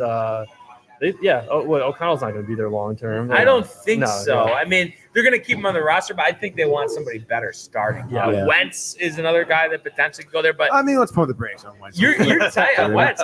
Both of you guys. How many starts do you have for this season? One? One, yeah. And he started the season not on a But roster. just Come on, dude. Like, think about if he was on the Jets this whole I time. know. Stop it. Tony After told me today's all year Stop though, it, dude. Zach Wilson is your only option. I mean, I don't think Carson would have been any better, dude. He wouldn't have. After today's The Jets performance. sucked. Would you trade DeVito for Zach Wilson or not? No. No, I would not do that. I think we're not going to fight over who's going to be the backup quarterback. But no, I think the DeVito stuff got blown up. I think that's always going to happen. Agent, we were talking about that. How much of a chief is that you agent? love that guy? I just like it's just tough. Like when you do well in New York, especially as a young player, like you just can't enjoy it because the fans can't enjoy it. There has to be more. He's got to be the best ever. He's got to be compared to Tom Brady. Like just enjoy. You can't do it. that. Like, you can't though. You just can't. Tommy DeVito had 2 touchdowns, so now he's the next Tom Brady. Now he's got his own jar of sauce. Like, come on, man. Yeah, Like, it's shot. just oh my god, I can't even watch it without just being turned off by everything. It's Oh, crazy. I know. No, but I love Taylor Swift though. Oh, dude, she's the best. Oh man, you know what The I do Chiefs' love though, Michael? distraction. Yes, the sir. world of the National Hockey League. Wow, dude. Let's go. McDavid shoots, top shelf, he scores! Captain with the overtime winner! That's a middle quick, it's a world-class hit right here. Tomsky stepping, rink Washington made the full split save. Are you kidding me? Turn, side of the net, between the legs, and they score! Filthy! David Pasternak, the silver trophy to the Golden Knights. All right. right. So we definitely have to talk some hockey here. We had both of our teams in action, or all three of our teams in action last night. And unfortunately, both on the losing end to road games. And, starting with the Rangers, and we were talking about it before the show, Tony, get off to a terrible start, 3-0 deficit, narrow it to 3-2 in the second period, tie it up in the third, opportunities down the stretch in the end of regulation, and then nothing in overtime, terrible shots in a shootout, and they lose 4-3. Definitely a tough loss. Yeah, dude, I think so. I mean, when you look at this game, especially from the start of it. Hello, Matthew. Dude. Hey, dude. Thank you for joining us, dude. Yes, yeah, good to have you here. Dude. Thank you for honestly, having it's me. great. Back I fucking to love you. it. And now it's me and Jeremy Schaap. But yeah, dude, I mean, super tough seeing Quick give up those 3 goals in the first 2 periods, and the Rangers having almost nothing to show for it. But I mean, what a tremendous, honestly, comeback by the Rangers. You show some of the, I think some of their top plays. That Panarin goal off of the Trocheck faceoff win, I think was like the sickest play I've seen in a while, nuts. Dude. We watched the whole game yesterday. Yeah. That was awesome. And I don't know if you caught it, but pre-game show, they interviewed Keandre Miller, and he was literally talking about Trocheck coming up with plays off the face-offs, dude. And that was a sick goal, and it was great. And he had that tip-in goal, too, before that. Big play here for the Dolphins, get the ball 21, 22-yard line. I really thought that the Rangers were going to be able to come back in this game. I know. 48 shots on goal has to be a season high. I don't think they've had that many shots on goal all season. So many close calls, dude. Needless to say, though, they didn't play their best game, though. I mean, at the end of the day, 0 for 3 in the power play, that's ridiculous. Like, you got to find out to convert one of those power plays. And on top of that, I mean, ever since last season, like we've been talking about Sam Montembeault, he is a very good goaltender. I like the way he looks. He's young. Like I said, last season he was doing a great job for Montreal against the Rangers. I mean, he was a big reason why the Canadiens were still in this game. But needless to say, I think the Rangers didn't play their best game at the end of the day. Even Jonathan Quick didn't. A lot of times he was saved by the post. Very easily this game could have went ugly in either direction of either team, whether the Rangers pulling away or the Canadiens pulling away. It would have been great to see the Rangers win.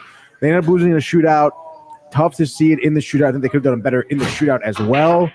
Tossing Zibanejad and Panarin out there as your top 2 players for the shootout. I mean, you would expect one of them to convert. Lafreniere converted on his goal. That was cool. Big but run for A-Chain. At the end of the day, I mean, the Rangers have to do a better job.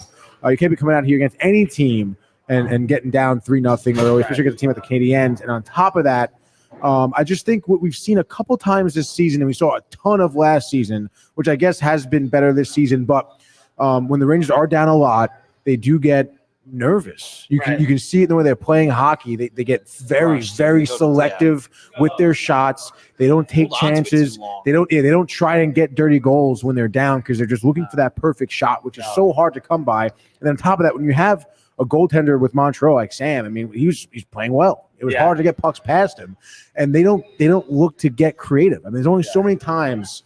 Like if Zibanejad or Panarin's in the slot, like they probably know they're going for the one-timer. So Montembeault is kind of shuffling over pretty quickly, blocking those shots. So I mean, you have to try to get creative in those instances where the Rangers seem to kind of look like a deer in headlights a little bit. I like that Laviolette kept Quick in the game. I feel like other coaches in the past would probably pull Quick. Whereas, looking at the game here, the Rangers obviously had some breakdown on the defensive front. At the end of the day, it's a tough loss. But, hey, I mean, it's only the 10th loss this season for the Rangers, so obviously it hasn't been too frequent.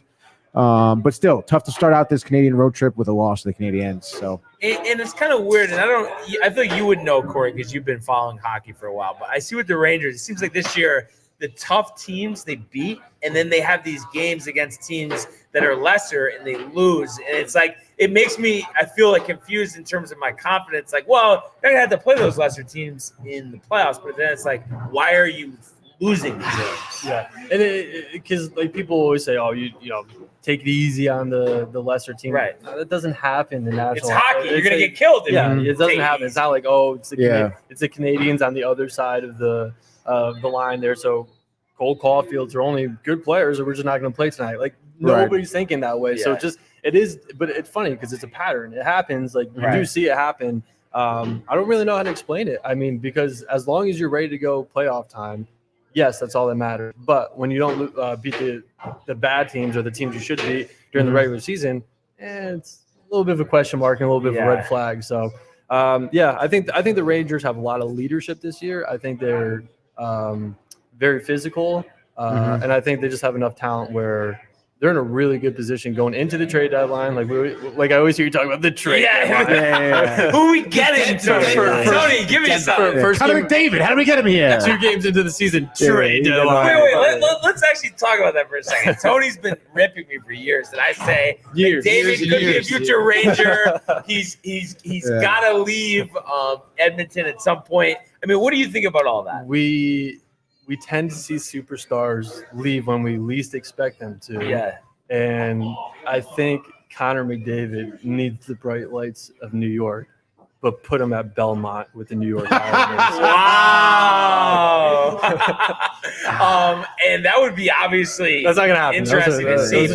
But in all seriousness, I mean, do you think he's gonna leave? And Rangers could be a spot down the line. I don't think that he's gonna request a trade. I think it could become a mutual thing if this continues to happen. Yeah, like year after year, like it's happened the last 8 years for him or whatever it is. I could see again to the point where it's a mutual agreement, a monster blockbuster type deal. By that time, Rangers will have prospects and draft picks.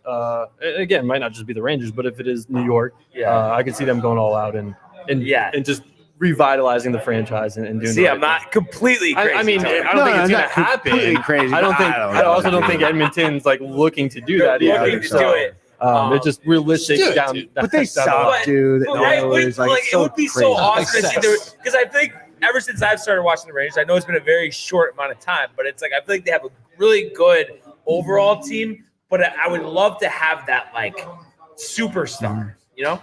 I would love to see that. Well, Panarin, he could be, and he has 25 goals in 38 games. That's a very good pace. That's sick. He's a sore subject for me because the Islanders literally, I think, were like this close to having him, and then last minute they weren't willing to put in the extra year or whatever the money. Wow. And then of course the Rangers ended up getting him. The Islanders were supposed to get him, and the Rangers got him at the last second, just like Johnny Gaudreau. That's so frustrating. One. And for the Rangers, I mean, do you think, I know you were kind of just talking about it, but do you think they have enough right now to win it all, or do you think that they should definitely consider adding a name or two at the deadline? I think it's the way I look at it, it's just kind of like I'm a Knicks fan, so the way I look at it, the Knicks are one piece away from an NBA championship. I think they're, even as an Islander fan, I think the Rangers are one one little piece, dude. Like what is it? Like a goal scorer, a center, a third line, a second line guy, defensive player.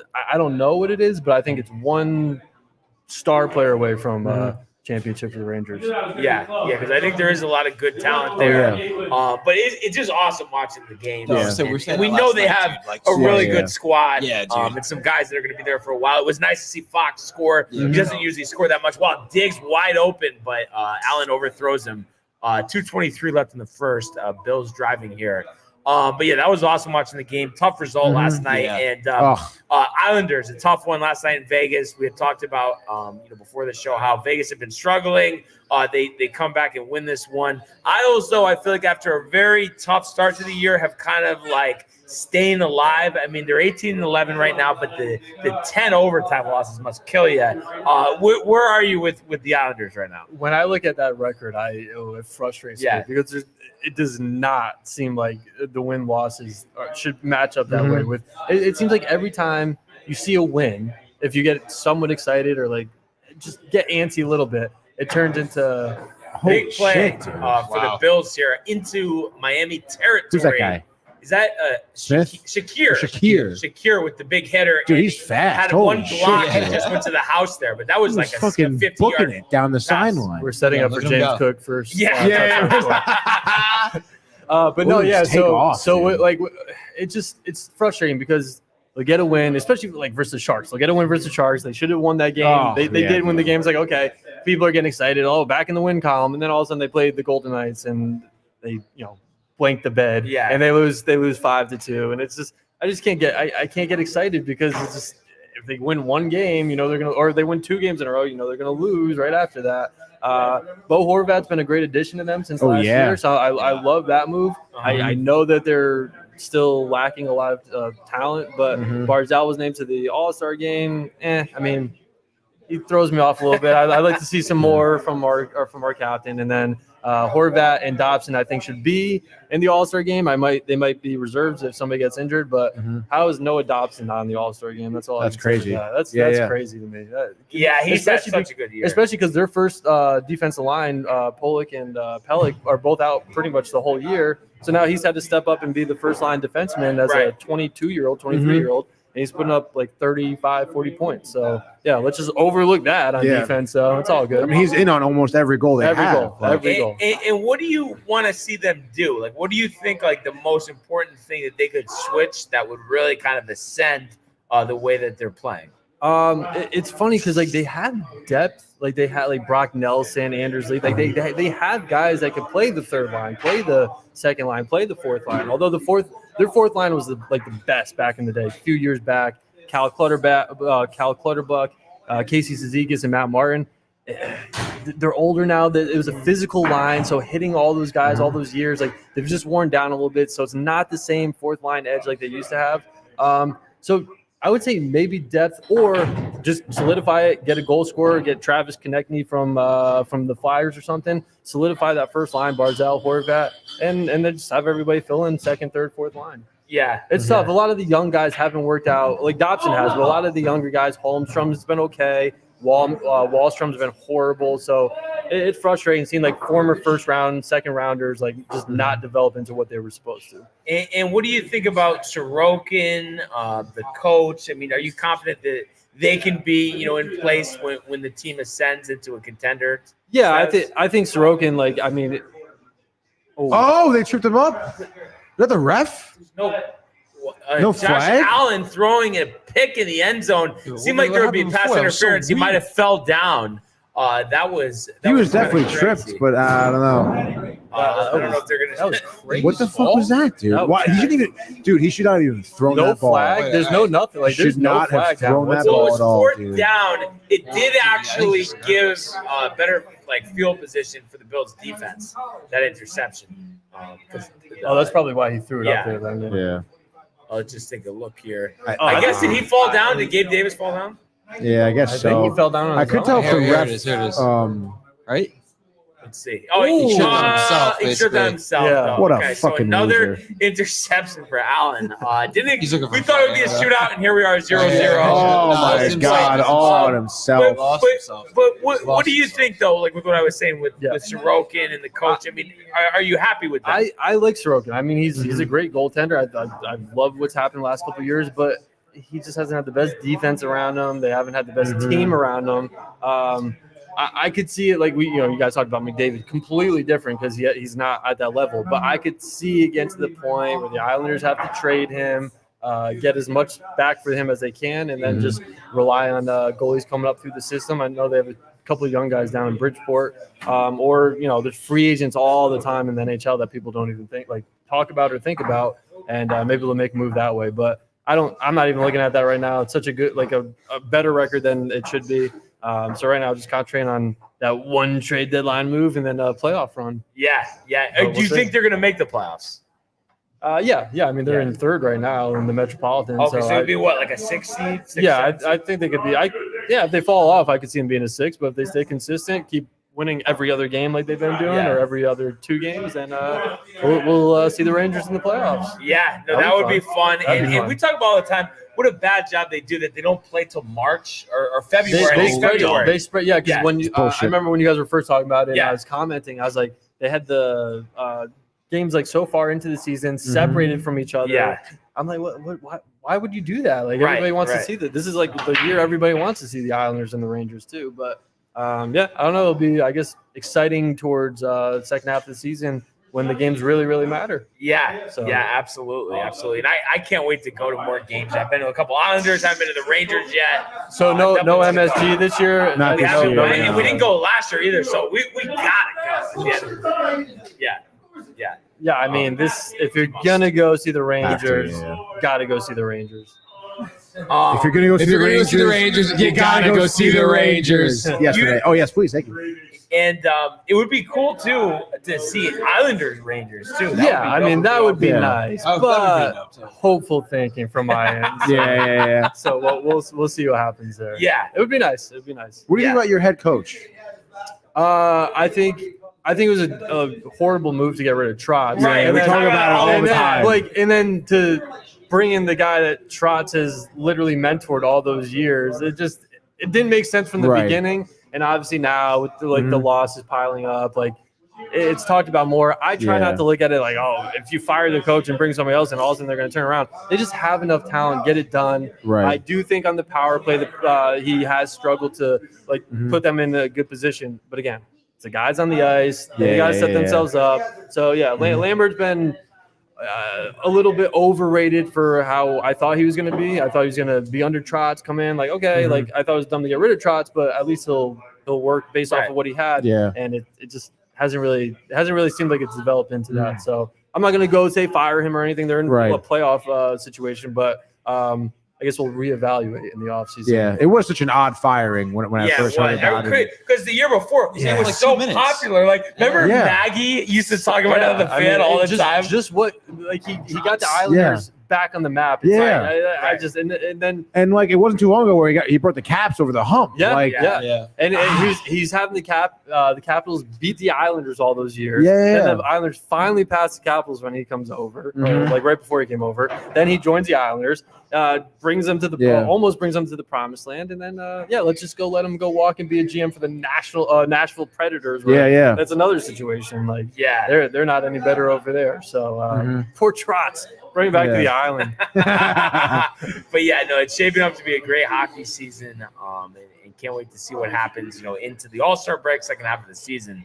What were you saying? I was gonna say shout out Hughes brothers with the Devils. Yeah. We're big anti-Devils here because Stacks just true. I know you guys don't talk about the Devils, but you gotta throw the Hughes brothers in there. They've been they've been dominating. No, we don't do anything Barnes doesn't want to do. Stop it, dude. No. Honestly, they are really good. But I think the Devils messed up last year going back and forth with Schmidt and Vanacek and goal. I think it messed up both of their heads, and you're 100%. seeing that on the ice this year. Two guys who could be starters too. Yeah, literally. And they honestly like Blackwood getting injured last season was like a blessing in disguise. It really was. Unbelievable because he sucks, dude. But they do have a really good team. A couple of years ago, I was hot on Dawson Mercer. I think he's a great center. He loves saying the name. But the Hughes brothers are dope, dude. Yeah, Dawson Mercer is a great center. Yeah. It's interesting to see where the Devils end up this season. Because like Brian said, the whole goaltending thing is such like a pain in the ass, dude. Yeah. Especially for those young goaltenders in the playoffs last season to be like every other start they're getting. It's like that was crazy. That's not conducive at all for developing a goaltender. 100%. Thank you. Let him out there, man. Cheers, bro. Cheers. Yeah. No, you know what's funny too? Like in the off season with Cheers.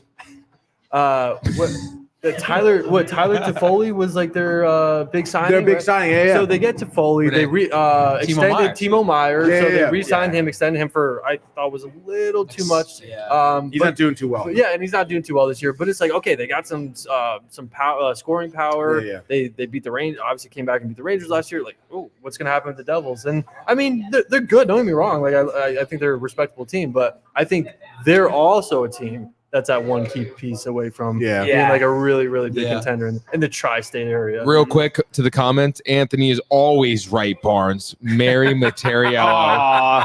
I disagree, but good to have you with us. Michael says, we are sending Jaylen Brown, a.k.a. Jayla Brown. Dolphins, 50-yard line, Tyreek Hill. A.k.a. Jayla Brown to a Carly Rae Jaspin concert in Puerto Rico. And then Barnes, he says, Michael adds, Barnes, you are my savior.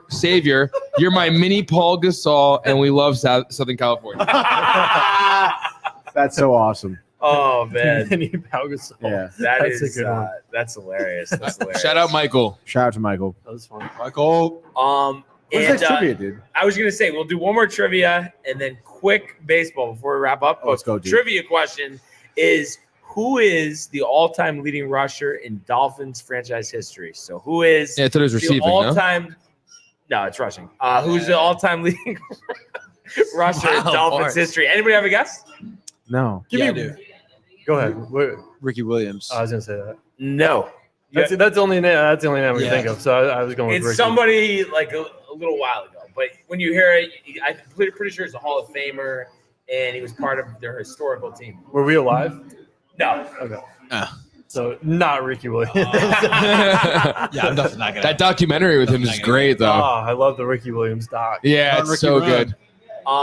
But we'll wait for everybody's answer for that. But let's go quickly to the world, Michael, of Major League Baseball. It's deep to left. It's 700.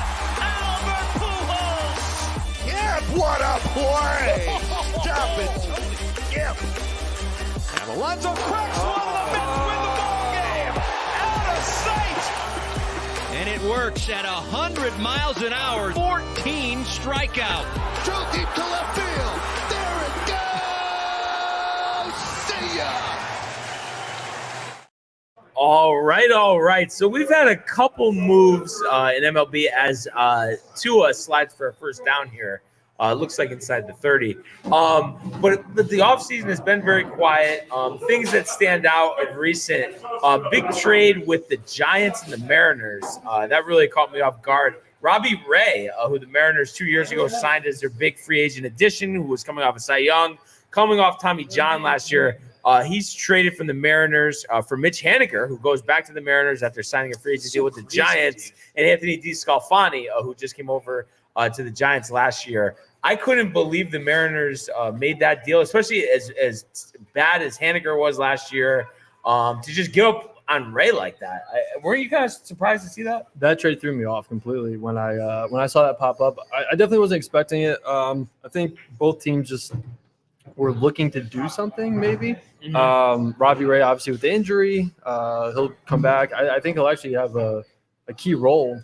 Oh, yeah. With the Giants going forward. Him and Logan Webb at the top. Yeah, that'll be an interesting 1-2 tandem. Obviously, still plenty of free agents out there, so the Giants could add on. I can't go into too many specifics with names, but I think the Giants made a pretty solid move there with Robbie Ray, and there's still plenty of pieces away, but they're going to have a lot of competition in the West, obviously now with the Dodgers, and Padres have to touchdown, 8-chain. So 6-0 Miami, pending the extra point. But I could see why the Giants did it, just because they've had trouble, getting free agents. There was Correa was going to go over there. Obviously, they were trying to get Judge. They don't get any of those guys. So I think they just wanted to make a big splash. And with that park, I could see why they're trying to have like a solid pitching staff at the top.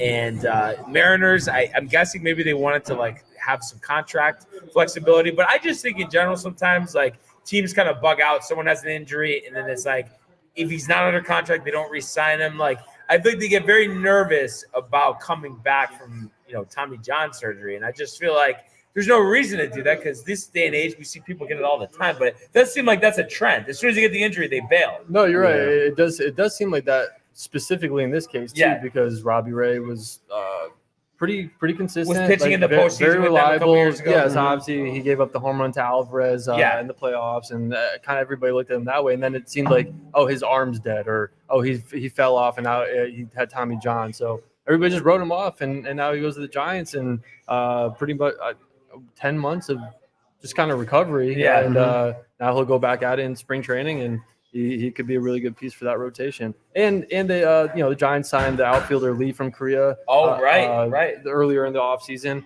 And then they still have some payroll flexibility, so they could sign anybody now going forward. Still plenty of names out there. So Blake Snell's still out there if they want to imagine that rotation. If they had them at the top, so there's some guys out there. But the Mariners, speaking of the lefty Cy Young Award winner, and won't say any names, but he's from Seattle. Yeah. Seattle just traded Ray, a lefty, to the Giants. So you think, okay, maybe they're in on it. Yamamoto, they were talking about. Otani, they were just mentioned. And so who knows? Maybe Mr. Cy Young Award winner is on the horizon somewhere on the West Coast. We'll see. Yeah. What do you guys think about that trade? I mean, good trade for the Giants or no? Haniger sucks. Haniger did suck last year. Anthony DeScalfani didn't have a great year either for the New Jersey native. But still, I don't know about Robbie Ray. I think the jury's still out for me on him. You wouldn't take him on the Mets? Manea. Dude, Sean Manea. I'm going to ask you about that. You asked me right. We'll get to it. But I don't know. I can see Robert Ray having a bounce back year. I can see DeSclafani having a better year as well. Mitch Haniger, I mean, good defensive outfielder, I guess. But what do you have? Like 11 home runs last season, batted like 240. Like 201. He was No, that bad? Was it really? Yeah, He had I a bad think year. so. He had a bad year. But yeah, dude, it's definitely like I didn't expect to see this notification hit my phone. That's for sure. But I guess good for the Giants.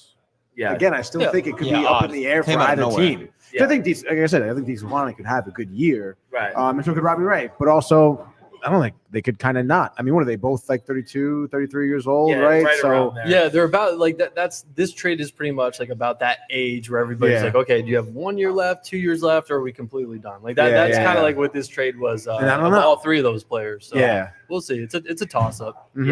Yeah. But let's talk about the Mets for a second. Over the last week, Bader and Manea are going to the Mets. What was your thoughts on that, Tony? All right. So the whole Bader thing is pretty interesting to me. I mean, it's great to have Bader, who's someone who's available, I guess, but I don't know. I feel like last season for the Yankees, he was out for a little bit with injury, no? Yeah. And then on top of that, he was Reds, I think. Right? Yeah. Reds, yeah. And then on top of that, I just feel like I saw so many like defensive miscues with him from Bader in the outfield, dude. There's so many times where whoever's playing left field or right field, he's just kind of like staring at each other. Ball ends up dropping, and I'm just like, what the fuck am I watching right now? Yeah. And then I hear people on MLB Network talking about how he's a great defensive outfielder and he can play anywhere in the outfield. I'm like, is he though? Like, is he really that great? And his offense isn't great. So like, what are we doing, dude? Yeah. We're gonna move Nimmo over to left field so we can play center and fuck it up? Very injury prone. Yeah, like based off of last year. Yeah, wear an extra mouthpiece. Why not, dude? Yeah. And it stinks. You need another one, dude. We were watching the games together. Like that run he had in the playoffs a couple years ago. We were so pumped, but then since then, he just stopped hitting. Yeah. I mean, I guess first month of last year he was good. Then he just completely fell off. So hard to have confidence in him. Yeah, no, just not. Let me put it this way: he was with me more last year than he was in the Bronx. That's basically. So obviously you don't like the move. Hoping for the best. Maybe he'll stay healthy. I don't know. I mean, again, we'll get to Manea too. But it's interesting because it's like the Mets are making moves to the right positions. But just like not the right players, I guess, at this point. It's like we need an outfielder who's available and who can run and defend, I guess. But I mean, I don't know. I don't think that he's our guy, dude. When it comes down to it, and I think he's going to be an absolute dumpster fire in the lineup. Like I just think he's going to be fucking. He really might. But him and Pete are good friends. And good Florida, dude. Might turn everything around. Florida, Anthony. Oh God, you don't like that, and then Manea. Where are you with the Manea move? It's interesting because I feel like we talked about him in the offseason last year too. I'm still in the same position where it's just like I don't know. There's nothing really that impressive. If you ask me.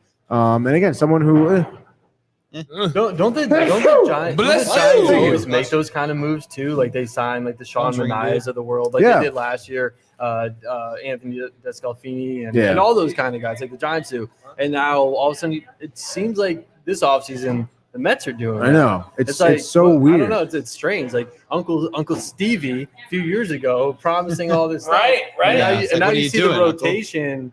And it's like 4 years after he became the owner. This is the rotation that the Mets have. Yeah, it's not good. It's just strange to look at compared to what was supposed to be, I guess. No, yeah, I agree. And I was talking to Brian about a couple of weeks ago where like it seems like Cohen, had that mentality where he wants to come in, win, spend money.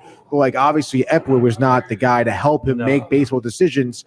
And I don't know. Right now, I don't know if we have anything Still better. Still catch up now. Yeah, it's so crazy that this is the scenario we're in. Because like I said, you're picking up these mid guys. It's at best. It's almost like you're letting the guys that Billy Epler got last year before his tenure ended. The guys he got at the deadline. It's almost like you're just waiting on them or developing them and just filling in the holes right now until those kids are ready. Yeah, which is risky. It's very risky. Yeah, very. But I get it seems like they might have a plan, and that clearly is what they're sticking to. based off Yeah. of the free agents that they've signed. But it's just so weird. These guys we're bringing in, Taylor, like, these are old guys Yeah. too. Like, why? Who's the guy? Oh, Joey Wendell. Joey Wendell, yeah, great utility player. It's like Are you kidding me, dude? IKF was out there too. Yeah. Like, Yeah, I just- why I would- don't know. yeah, It's- dude. And not that he's great. Right. No, but it's Right, like, right, he's but better. still. yeah. He's at least younger, you know. And then Um, Joey Wendell. And listen, I'll be the first one to admit I do like to, pile on the Mets, but I really think, I see the frustration from looking at you, and it's just like I feel like since Cohen has taken over, I think based on what everybody expected, it's kind of been a disaster. Yeah. Honestly, It hasn't lived not up to like what has really gone right, to be honest. No, literally nothing. Again, Yeah. like last season was supposed to be like, The year. hey, this is his third year. He wanted a World Series within 5. Like this could be one where we're super competitive and possibly win. And then what happens? Edwin Diaz fucking gets injured out for the year in the World Baseball Classic, and it was all downhill from there. And it's like, you bring in Stearns, and I don't know. The first thing he does is cans Showalter, who the jury was kind of out on him in terms of like whose fault it really was for this past season. Some people don't really blame Buck. Again, like, he had players that just didn't play well. He had players that were injured. And then on top of that, you bring in Carlos Mendoza, who, I'm sure, he's in the Yankees organization. Mr. Mendoza. Like, you funny. And then Mendoza comes in, I just love the guys we have. The guys we have are just so great. It's, No comment. like, what are we doing, dude? And then these signings aren't good. And But Severino, you're not excited no, I'm about not excited about Severino? Luis Severino. Again, sure, maybe he could have a bounce back year, but He'll be hurt. It is he going to kinda- be available? It's Yeah, kind of exactly. crazy Like, how the Mets always sign former Yankees. Oh. That goes way back. Granderson, dude. Betances. Yeah, Did dude. Trent Sherfield just catch a ridiculous seems like touchdown off of the back in tip the ball, end dude. zone? That's And it crazy, looks like dude. we'll have a tie game if Ty Bass can convert the extra point. So 4:31 left in the second. But yeah, I did enjoy Curtis Granderson a lot, though. Grandy was the man. Yeah, he really was, dude. Yeah. He was. Curtis Grant.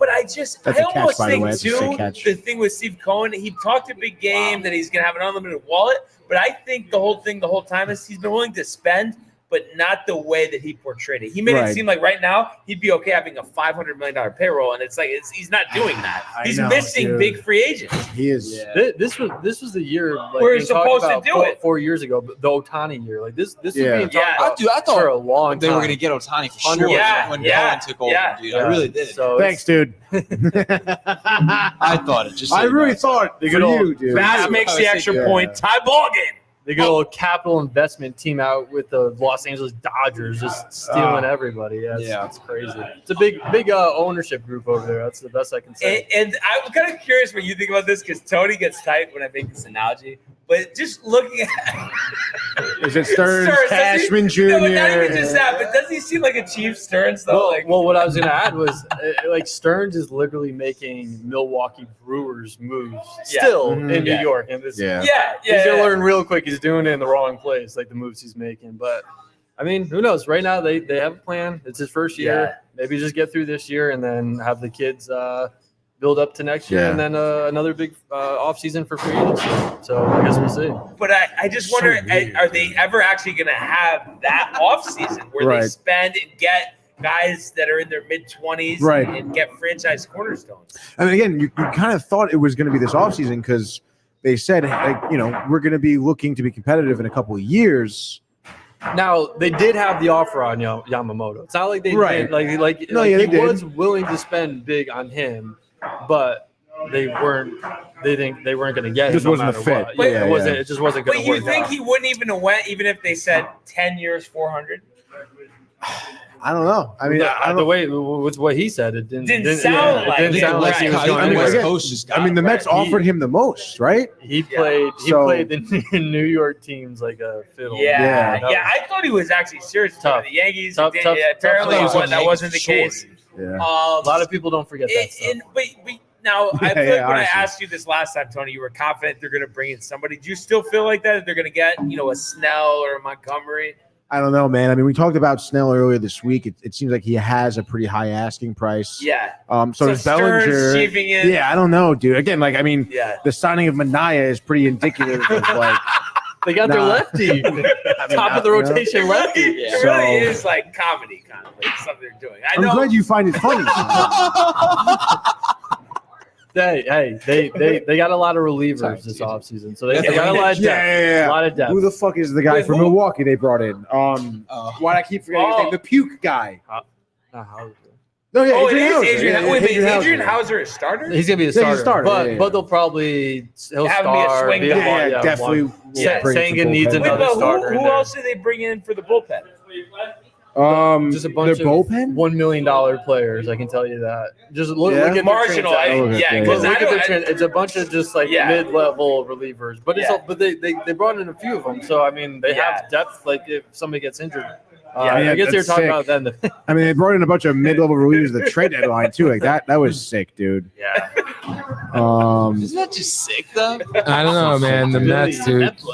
I think they should just Yeah. come to Connecticut. Stop it, dude. Be the Hartford Mets. Yeah. Wait, Not gonna come. real quick, while Like, Tony's it's looking that almost up, like I'll be kind honest, of- man. I'm a I Mets would fan. I would Any- instantly be a Met fan. Anybody want to take a last crack at the trivia question? All-time I looked leading it up roster already. Dolphins history. Yeah, and I'll give you guys a big hint. He's from the undefeated team. He's starting running. All right. So Hall that of helps Famer. nothing for me. Yeah. All right. All right. And his, So what is his last name was kind of crazy. Oh, Zonka, dude. Yes. Yes. There we go, Larry. Wow, I remember, Matt. I remember Back from in the back trivia then. question. Let's go. The name gave it that hint. Tony, were you able to find anything on that or no? I'm looking at their depth chart right now for their bullpen. Austin Adams is a name I don't recognize, but I mean I feel like it's still the same guys from the trade deadline last year. Phil Bickford, Reed Garrett, Grant Hartwig. Yeah. Like these guys aren't anything good at all.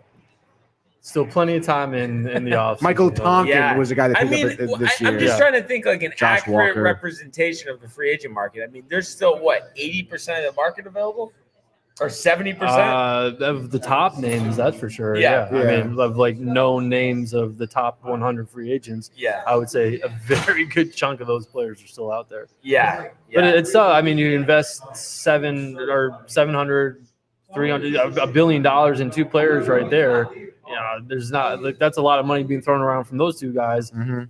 You know, all these other free agents see that now their original offer they want upped a little bit. So I'm sure behind the scenes there's a lot of negotiations going on, but I think a lot of players and agents are asking for way more than their clients should be getting based off of those two monster signings early on in the offseason. Yeah, and it could be similar to a couple of years ago where they don't sign until spring training already is Bryce going Harper, on. Manny Machado, Machado. yeah. Like you got spring training going on. Everybody, you got two superstars out there. Nobody knows where they're going to go, and then they sign during spring training. You know, you can see that with Bellinger and the Cy Young Award lefty and a couple other guys like that. So you could definitely see that happening. When is like pitchers and catchers? Is it like first, second week of February? Yeah, After the Super Bowl, right? yeah, it's pretty much right after the Super Bowl. I think Like I know a 17th? lot of our guys are going down, but they've already like gone down. Like they're going down early this year to get the work in. I think Barnes loves to hear that. That's sick. Let's first, go. First and second week of February though. Get the will work be in when early. Report. So you win later. Yes, dude. I'm heading down. I start the February 19th week. February So, 9th. Yeah, awesome. Okay. mid-February and then all the way through end of March, and So then you get to have Valentine's Day and then go. Valentine's Day. Yep. Make everybody happy. Yep, Here for yep. the girlfriend, and then drive down. And Yeah, then, not see him for a couple months. Yeah, There you go. and then start with Somerset right after that, and who knows? Do Who knows who big we'll have? league camp and minors start at the same time, or do they stagger? Separate. It's a little staggered. Big league camp starts first, and then it also depends too, like who's in town or whatever. But big league camp will start first, and then minor league camp and extended will continue after all of us break camp. Like when I leave for Somerset March, let's say 28th or 29th, there will still be extended camp going on for a lot of the minor leaguers for another couple of weeks or so, and then that goes right into rookie ball and all the other affiliates as well. Yeah. We'll see. A lot of Definitely pumped for another baseball season. Oh, Yeah, dude, definitely, dude. So pumped. Yeah. Yo, Especially 'cause now, there's so many it's names officially- still. Yeah. We're just on the Rangers.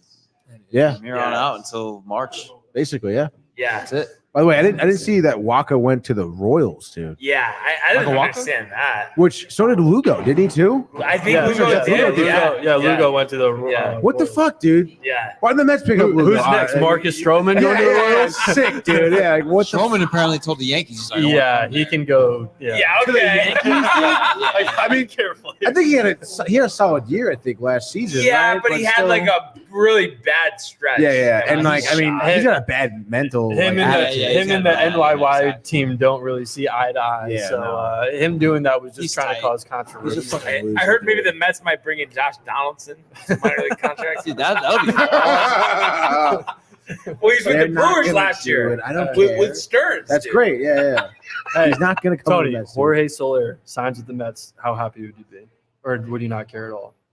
That's a big move. Didn't he have I guess. 35 home runs last year? Yeah, DH for the Mets, like Yeah. or JD Martinez. One of those two signs with the Mets. See, they talk about Martinez, Yeah. the Mets eyeing them. I feel like the market for Martinez is kind of gone. I feel like though. Soler would be a better. Wait, Yeah, wait. Soler would be option, better. though. But Jesus, how old is he?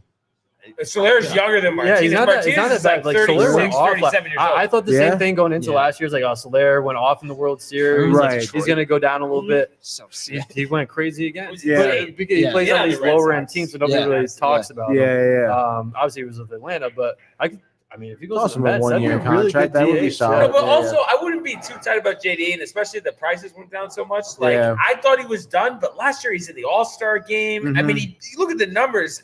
He would have Yeah. been great on the Mets. He would have been in the middle of the lineup. Great Yeah, very clubhouse true, guy. Great dude. clubhouse guy Yeah. and a good veteran. So I think the Mets would love somebody like that. Mhm. There. Yeah, We'll see, dude. you don't seem too confident. I mean, again, like Beta. it would have been a great like complimentary pickup for one of those guys, JD, but it's like that's gonna be our Yeah, biggest guy. that's like the main Like, show. It's like it's kind that's of not gonna beat. work. No, it's good, dude. dude. Yeah. Well, I think that's the way they looked at it. Was Yeah. Yamamoto's our big guy, and then Severino, Bader, JD Right. Martinez, like all those guys can be the pieces around that fill in. I just unfortunately went the opposite way this year. No, it's not Barnes their is fault. Though. loving It's it. not their fault. Yeah. Yamamoto, he screwed both New York. You know what I teams. do love? That's a positive I know, he's thing. just smiling a so hard. positive thing. This is positive. No dig at anybody. But I love that the four of us sitting here right now, like definitively all think that baseball is the best sport. And I think that's why we're having a great baseball I conversation. mean, nobody necessarily said that. Okay, so who doesn't agree? Because I've heard every. Who doesn't agree? I'm just asking because I've heard each of you guys say that before. Obviously, dude. It's so tough. No, come on. I mean, I guess What do you in compare? hockey would be. Okay. Oh, okay. Okay. Like All right, hockey's great, all but right. come on, Tony. I mean, I know the Mets have beaten you down, but like They have. They have. Although it has nothing to do with that. Connecticut but Mets, baby. Revive that. I don't know, dude. Sounds good. No, it's stop it, dude. In It's Stamford, just- the stadium in Stamford on the water. they're just 1A, 1B for me, dude. Like Barry Bonds hitting him in the San Francisco. Because I can sit down and watch any team play baseball or hockey. Like it's just so much fun. I cannot watch. But yeah, and even you know what it is too. I think we all know like the value of baseball because I feel like there's a lot of people because Yeah. baseball. You look at like ratings and stuff over the years has went down, and like we know the value, and we hear Yeah. people that don't know what they're talking about. Like, oh, how do you watch baseball? It's You're so boring. stupid, And, like dude. it's like you don't know what you're talking about. And I've seen it at every level. I've seen Yeah. minor league baseball games. Yeah. I've seen college hockey, minor league hockey, college baseball. It's all like so fun. Yeah. Yeah. Be there to Yeah. watch it. It Like really is dope. I really don't care like what you say. Like, it's just It's great the real. sport. You can't Yeah. fake it, dude. You have to play both those sports Yeah. yeah, to full capacity. yeah. Otherwise, like the NBA, like they can like Tony. throw an alley and like. It's Yeah, tough. It's you know, tough when you have yeah. like You're right, like though. a casual, just like You can't play watching an casual, inning yeah. and being like, oh, okay, Yeah. like that's The too NBA. boring. No, like Super literally, casual. this happened earlier this year. People are Trash over. NBA. Oh, we want to put on this movie. The Yankees are up by 3. I mean, there's 2 innings left. Oh You can't my just start the God. game. Oh my God. What? Yeah. Who did, where was that? That At my happened. house. Yeah. Yeah. I always say I need to see it through, see the it full through, 27. dude. Yeah. Yes. Full 27 at the end of the day. 27, dude. Full 27. So Because if you don't, then you miss Herman's perfect game. Yeah. You miss all that kind of No. stuff. Like, Yeah. What a joke. or no hitter, whatever it was. I don't know. one other thing I was just thinking about, we were talking about this before, and I mentioned to you how we have like the gaming corner, we play all the sports games and stuff. What would you say sports game wise is your favorite for like playing on, you have PlayStation, right? PS4, yeah. Yeah. I mean, I love NHL. Yeah, that would be your number one? Yeah, Yeah. I think NHL definitely number one. Yeah. You know, I really want to, and I haven't gotten into it yet, but I really want to play PGA. Just to see what We it is. love PGA. Like, I haven't played it on PS4 yet. I have it. Yeah, It's right. sitting there sealed. Dude, that's Do I sick. sell it on eBay? Do I No, play it? play I it, play dude. it, right? Yeah, you gotta play it. You gotta play it, man. Oh my Seamus- god, so much fun. Do I load up with Seamus Power? Go for a championship? Yeah. Dude, let me down this weekend. Oh, Yeah. Put $12 to win 2,000, and the guy can't even Like place top second, 5 third, for and me. last. Yeah. Unbelievable. All he had to do was place Yeah. top 5. He won me so much money last year, and then starting off 2024 in a bad note with him. We're gonna switch up golfers there.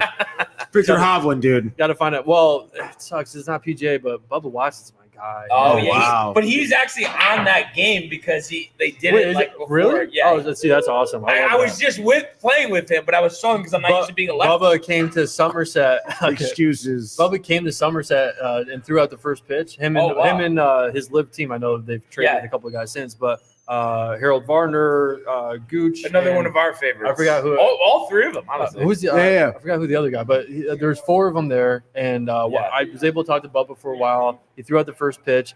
Just a great guy, down to earth. It's just it's tough. It's tough to see like the 2 different leagues and not see all these guys compete together. I mean, it might be good for the game going forward. I don't like necessarily see that right now because I would love to watch the PGA with all these guys playing there.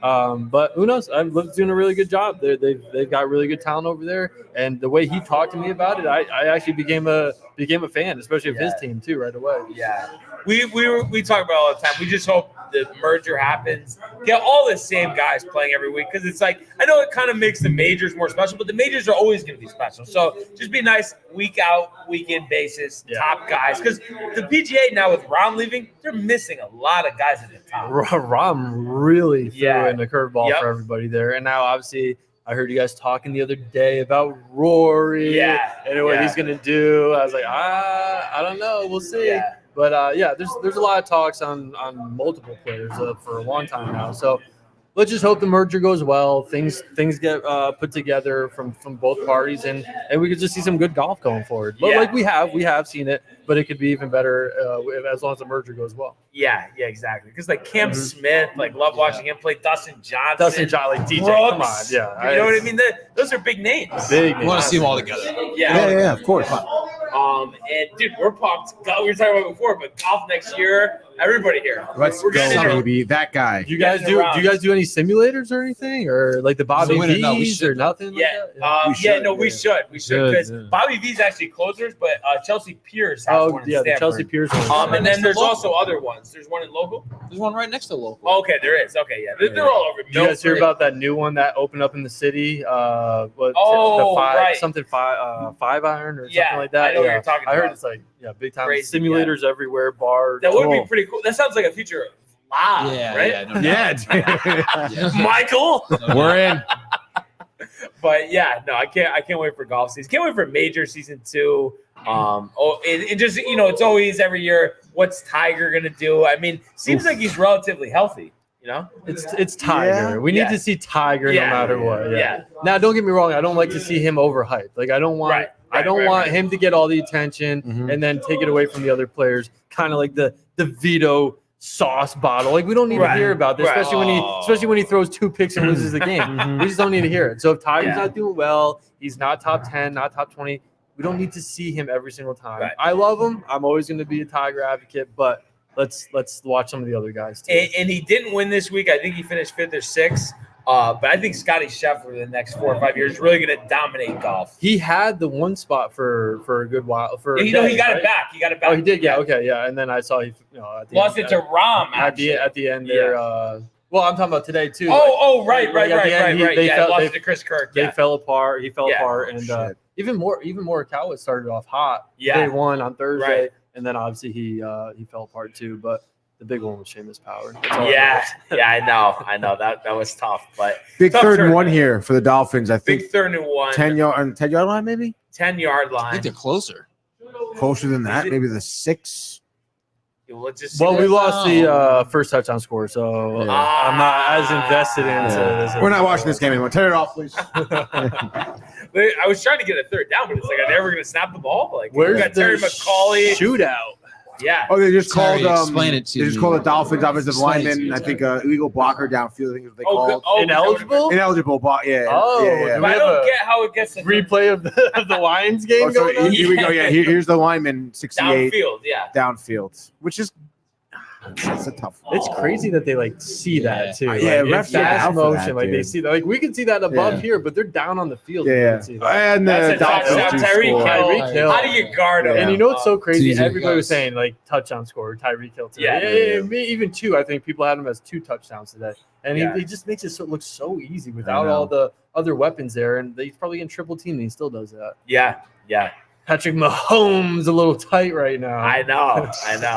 It's crazy that they couldn't keep him. I think that really changed things. That's oh. And obviously what it did for the Dolphins. Mhm. They don't take this leap without him. Tua I is mean, not Tua without Tyreek. No. I mean, he's been a bench Okay. of Ryan Fitzpatrick a couple years ago. Yeah, I that's mean, crazy. like I don't think anyone else is getting open on that route. No. Dude, that was- No, it's crazy because he's so small, but the Yeah. fact that he's so fast. He's it a just makes sense runner. for He's him. a Yeah. track star. Yeah. Just like Oh, Justin dude. Fields too. Yeah. They're both like super fast. Yeah. Insane, fellas. I'm yeah. super fast. Insane honestly. in the membrane. You versus those 2 in a race. He would win. Tony would win. Who's winning? 20 yards. 20 yards. Tony tackled Derrick Henry in a one-on-one. I- Head on. Anthony versus Henry. Oh man, but what an exciting time in sports, huh? Oh, dude, this is great. This is bro. great. Well, it's funny too. Like the last couple of days, we're always looking at the schedule. How many college basketball? How many college Right. football? Mhm. How many NBA, NHL? Obviously, no MLB right now, NFL. So yeah, this is without baseball. It's like this time with hockey and all that. Like it's a really good time to kind of fluctuate all the sports and see what's going on. Right, and it's funny too because I think me and you were just talking about this last night, but we like how a lot of people are like, "Oh, it's so tough. Football season's coming to the end," and we're like, "No, this is great." Yeah. Like, Yeah, you know, no, it's yeah. dope. It really is dope, dude. Feel like the shit football's over, dude. Yeah. Just the Rangers now to focus on. Let's go. Spring training. Yeah. Any thought? I was just thinking about this on the college football national championship, Michigan, Washington. I think it's Michigan -4 right now. I know it was 4.5. It might have Or went down maybe, to yeah, 4. maybe I Yeah. know earlier it was 4.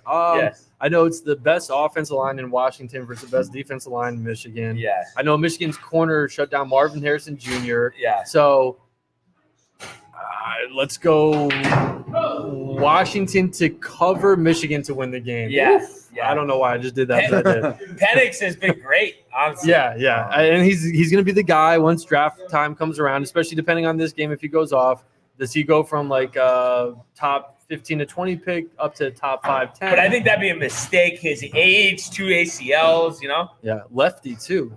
Yeah, lefty. The We haven't Michael seen Vick that. era. We haven't seen that in a long time. No, yeah, I don't know. Yeah. That'd be interesting to see, especially in New York. It's interesting. I do think Michigan will end Oh, up winning. thanks, dude. But I think Thanks, dude. It's actually Washington has been down Yeah. all year. I'll give him credit. They were underdogs in the Pac-12 championship game after they beat Oregon in the regular season. They keep saying, "Oh, they're going to lose. They're not going to get in there," Yeah. and then they just keep winning. Yeah, they just kept winning. They beat Oregon twice, like you said. Yeah. They beat Bo Nix 5 touchdowns 2 different times. So yeah, they're an impressive team. But obviously Michigan's out for vengeance right now. Yeah. We know the story there. We know Harbaugh. I think Michigan's just going all out. McCarthy, like, everybody just wants to. They want to go win it. and then he goes and coaches in the NFL. I think. Yes. Yeah. Yes. There's Vegas. so many. I was gonna say Yeah. there's so many vacancies. Well, so if he goes to Vegas, then Pierce Pierce has to is out. go look Yeah, for a that's the new only spot. thing. He could go to Washington.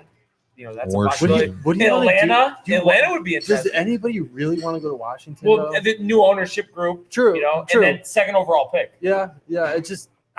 Is there enough after trading Chase Young Yeah. and Sweat? Like, Yeah. is there enough there? I don't know. It's it'd be Chargers? interesting. I Yeah, don't think he'd want to go there. Chargers that'd be interesting. West Herbert, Coast, yeah. Herbert, build around that. I'm sure they'll have a good draft pick this year. I can see Eckler's that. a free agent, so you Yeah. use that money. I actually like that. Khalil Mack's nasty. Chargers should Yeah, try and do that. Yeah. that could be interesting. That could Yeah. be interesting. I mean- But they got to win this game first. Yeah, exactly. So that'll be tomorrow. But yeah, another great Another show at the one, Horseshoe. Honestly, this has been awesome. Oh yeah, dude. Michael, any parting words on your end? Any That's comments? it. No, great show, boys. Chat, any Great show. chat? Goodbye. Thanks Good to night. everyone tuning in, chat, our YouTube, and all the people here at the Horseshoe. I was gonna say, shout out Horseshoe. This is awesome. Yeah, right? I love this. we I always love look this forward to setup. this, and great having you here. Yeah, no, this is Hell awesome. yeah. Appreciate Thank you, that. boys. Yeah, this is a good time. Yeah, absolutely. Hell yeah, Corey. But, And Michael, too, that came by. Matt's friend, Yeah, Michael. yeah, absolutely. Michael myself. And everybody who commented and watched on YouTube, on Twitch, on Facebook, Instagram. We appreciate all you guys. Josh B says, great show as always. We appreciate him. And everybody who tuned in and continues to comment, like, and subscribe. All of the archives on the YouTube page, Tony, Michael, Renee, and Jay in costume. Oh, yeah. Merch at downtimetv.com. Want everybody to enjoy the rest of their night, and we will see you mañana. Hey guys, Tony here from Downtime TV checking in. I want to thank all our fans out there who's been liking, subscribing, sharing our content. You guys are the best. You guys are our bloodline. You make us love what we